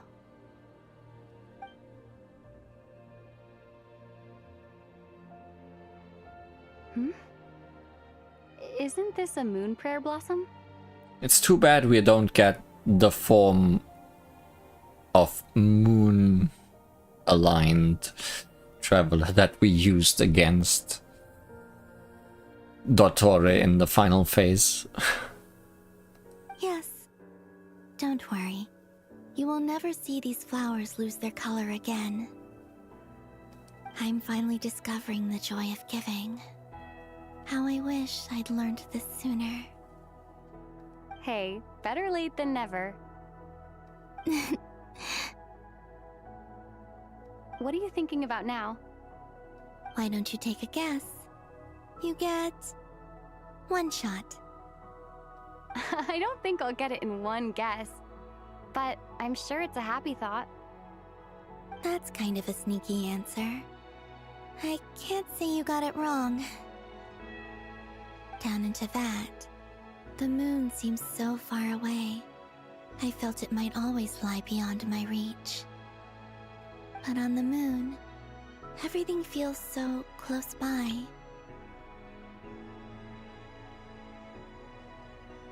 Happy thoughts! The haze that once enshrouded the skies has finally been dispersed. I feel like a traveler on a winter's night, starting a new chapter in my tale by the warmth of a bonfire. I don't have a lot of luggage, but I do have a lot of hope for the future.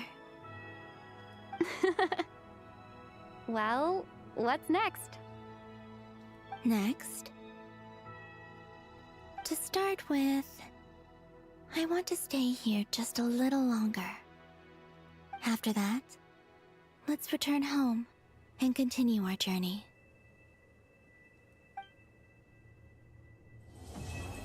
True moon. We are sitting on it. These clothes bring back so many memories.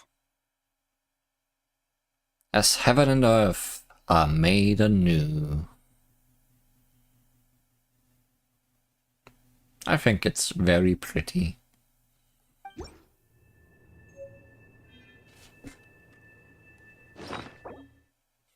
The camera has expired. Moon Prayer Blossom from Colombina. A moon prayer blossom gifted to you by Colombina, exuding a fragrance both pure and ethereal, much like those you once saw in the Silver Moon Hall. It stirs the memory of a story and heralds the opening of a new chapter. This time it will never lose its colors again.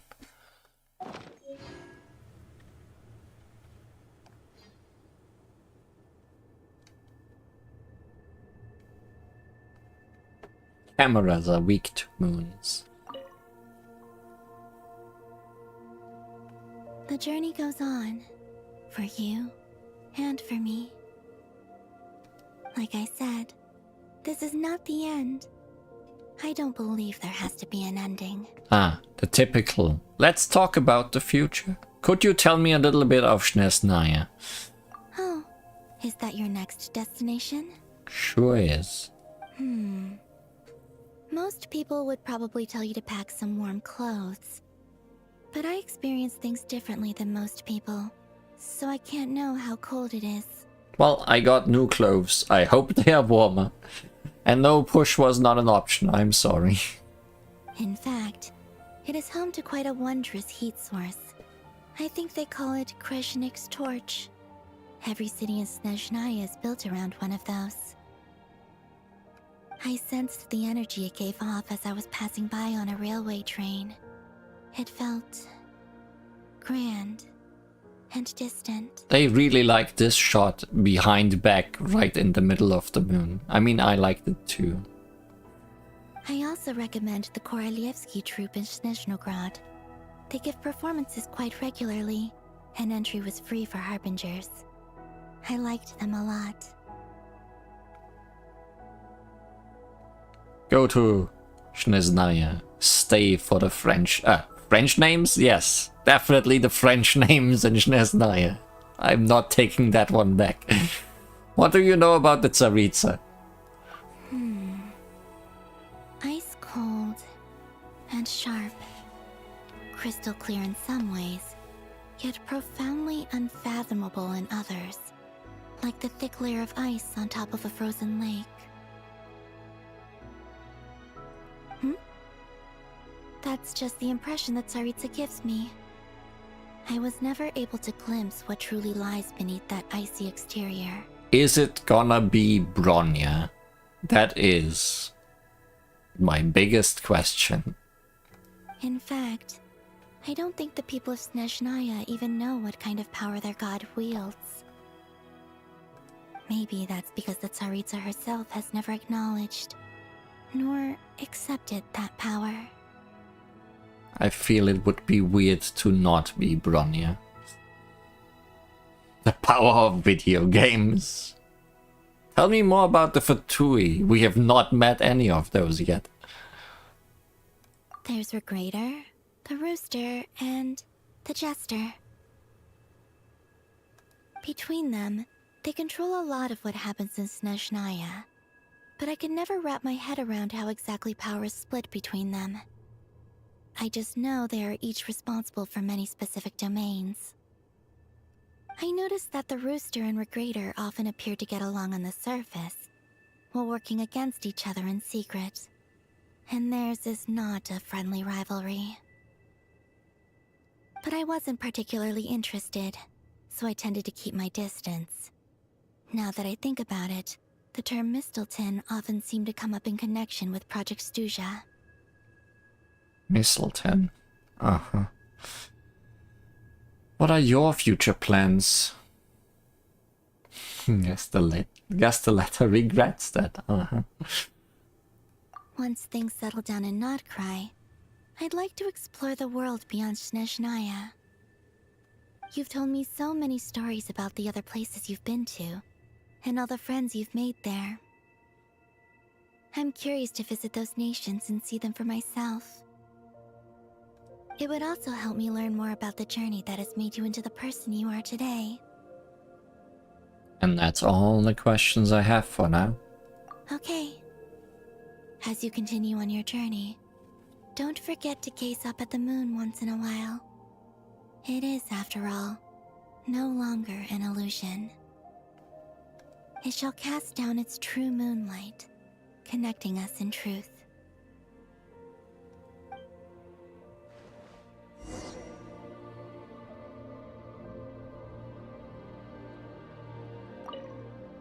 No, that's just talk more about the same Journey questions. goes on, like I said. Yeah. This is not the... Okay. It shall cast down...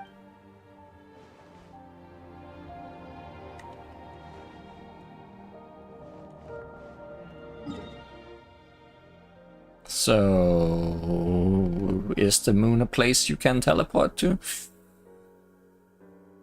Possibly not.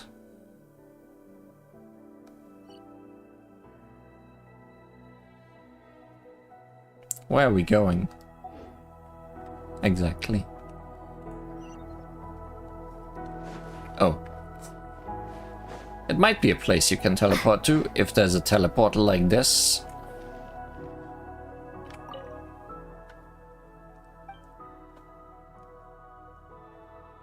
We should probably head back.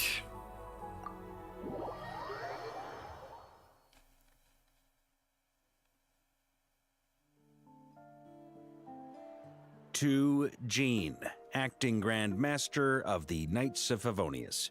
I'm coming back home. You can stop acting. This preamble is such a pain to write. It's probably high time we got rid of this acting business. Yes, fuck. I trust that Dern has updated you all on recent events. Hope we didn't worry you too much. The good news is, we managed to come together and put a stop to the Doctor's evil schemes. With that, I think it's safe to say that Nod-Krai is finally out of the woods. I wouldn't say that just yet, but sure. As for the Fatui, not counting the Damselette, aka the Moon Goddess, who has left their organization, we found ourselves allied in this instance with both the Knave and Marionette. May she rest in peace. As ever, we find ourselves better off for making friends rather than enemies. But until we can ascertain the Tsaritsa's true intentions, the future remains uncertain. In a short while... Wait. How am I meant to surprise everyone if I tell them in a letter that I'm heading home? Well, that would be a huge waste. Okay, got it. I will begin sending the expeditionary team back home in waves. I'm sure they'll be able to answer any questions you still have. And I am gonna be wave 1. I hope they won't gloss over the details of my many heroic deeds. But if they do, I'm sure it'll be because they're just too exhausted from the long journey. I think of Mondstadt daily. Please give everyone my best regards. P.S. The honorary knight went above and beyond this time. Are there any other honors we can give her? I'll leave it with you. The most honorary knight. P.P.S. Please be extra nice to Klee for the foreseeable future. I cashed in on the last favor that the Hexen Circle owed us, so we need to earn some more goodwill. If there's any serious problems, feel free to stick me in solitary confinement when I get back. I'll do the time for her. Oh, that's big words. There's gonna be lots of solitary confinement saved up for you. Whew. And that, as they say, is all she wrote. End of an era. And with the moon shining down brighter than ever, I think everyone is gonna sleep well tonight. Ah, our nice new moon. So pretty. Well, that was...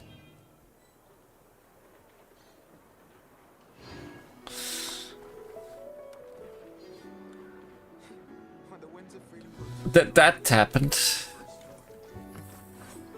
Sure.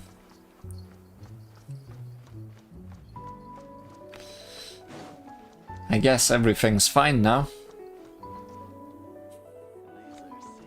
Not when it shines in your eyes there. Well, this was a very good version of the game.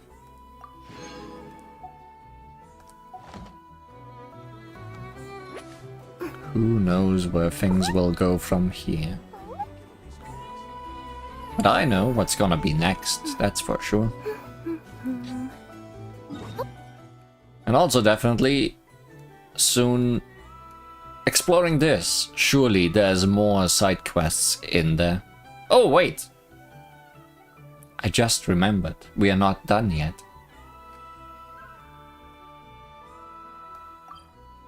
She's back, right? We should get started on this, so I'm not a week behind more. They tend to make things, they tend to make endings quite epic lately. I think quite a lot was epic in this version of the game.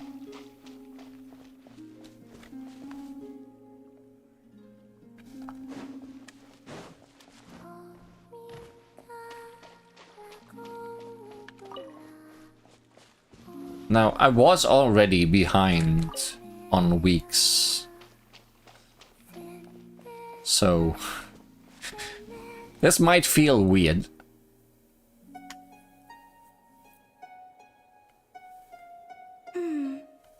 A half step too high, perhaps. Let's try that again, shall we? Hey there, Columbina! First of all, back to old outfit. Wait, are you teaching the Kuhenki how to play the lyre? Yes. They were so happy to have it fixed, they practically haven't left my side. Playing the lyre has never been my forte, though. I'm more accustomed to hearing others play. Oh, right! If you had a band, you'd totally be in charge of vocals, huh? When it comes to instruments, though, the Traveler's pretty much a prodigy. From the lyre to the jim-jim drum, this one can do it all. Nothing special, honestly. Though I have been known to dabble. Oh, is that so? In that case, perhaps you could teach them instead. Oh good, this time we do a rhythm game, huh? Why not? I was having them practice the song I usually sing. Perhaps you remember how it goes. Or a different tune works as well. Rarely do the Kuhenki get to hear music from other places. I would be quite interested to hear something like that too. What should I play?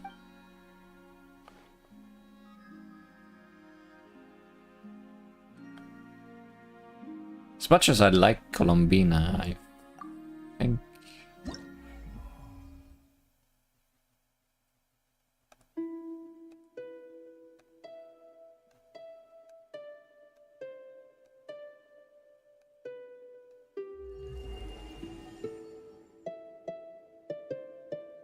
Mondstadt. Dawn Winery. How curious. I have heard melodies like this before, but your playing lends a whole new dimension. Ah, maybe because the Traveler was channeling her emotional connection to that place.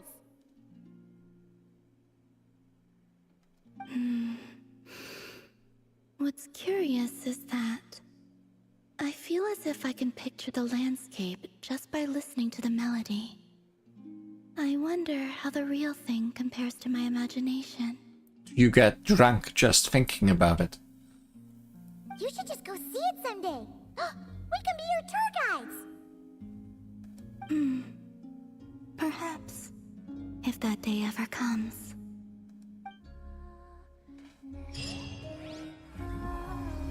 Well, that was nice and short.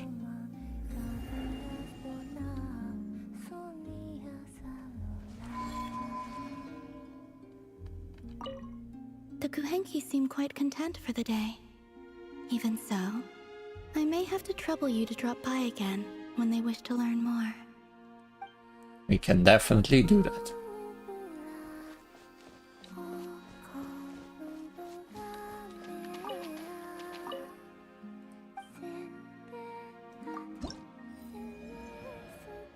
Yeah, we are still quite a ways away. 2 more steps to even reach the 3rd phase.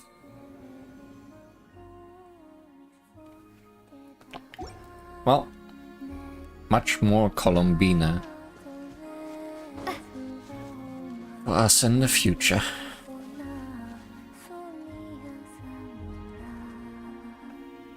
But that's enough for today. Thanks for watching. Rest well.